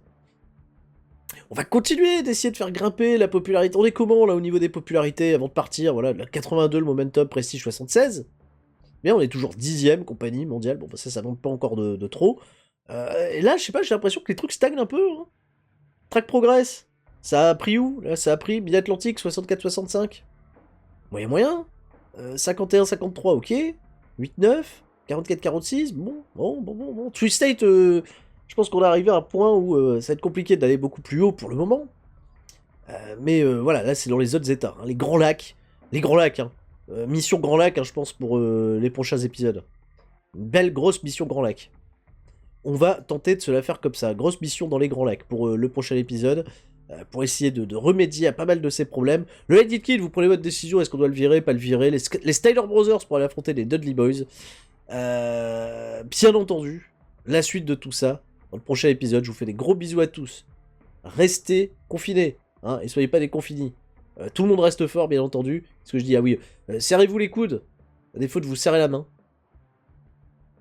Et pleurez le départ de Rey Mysterio et la non-arrivée de l'Undertaker. Je vous fais des gros bisous à tous, je vous dis à la prochaine, c'était Sturi!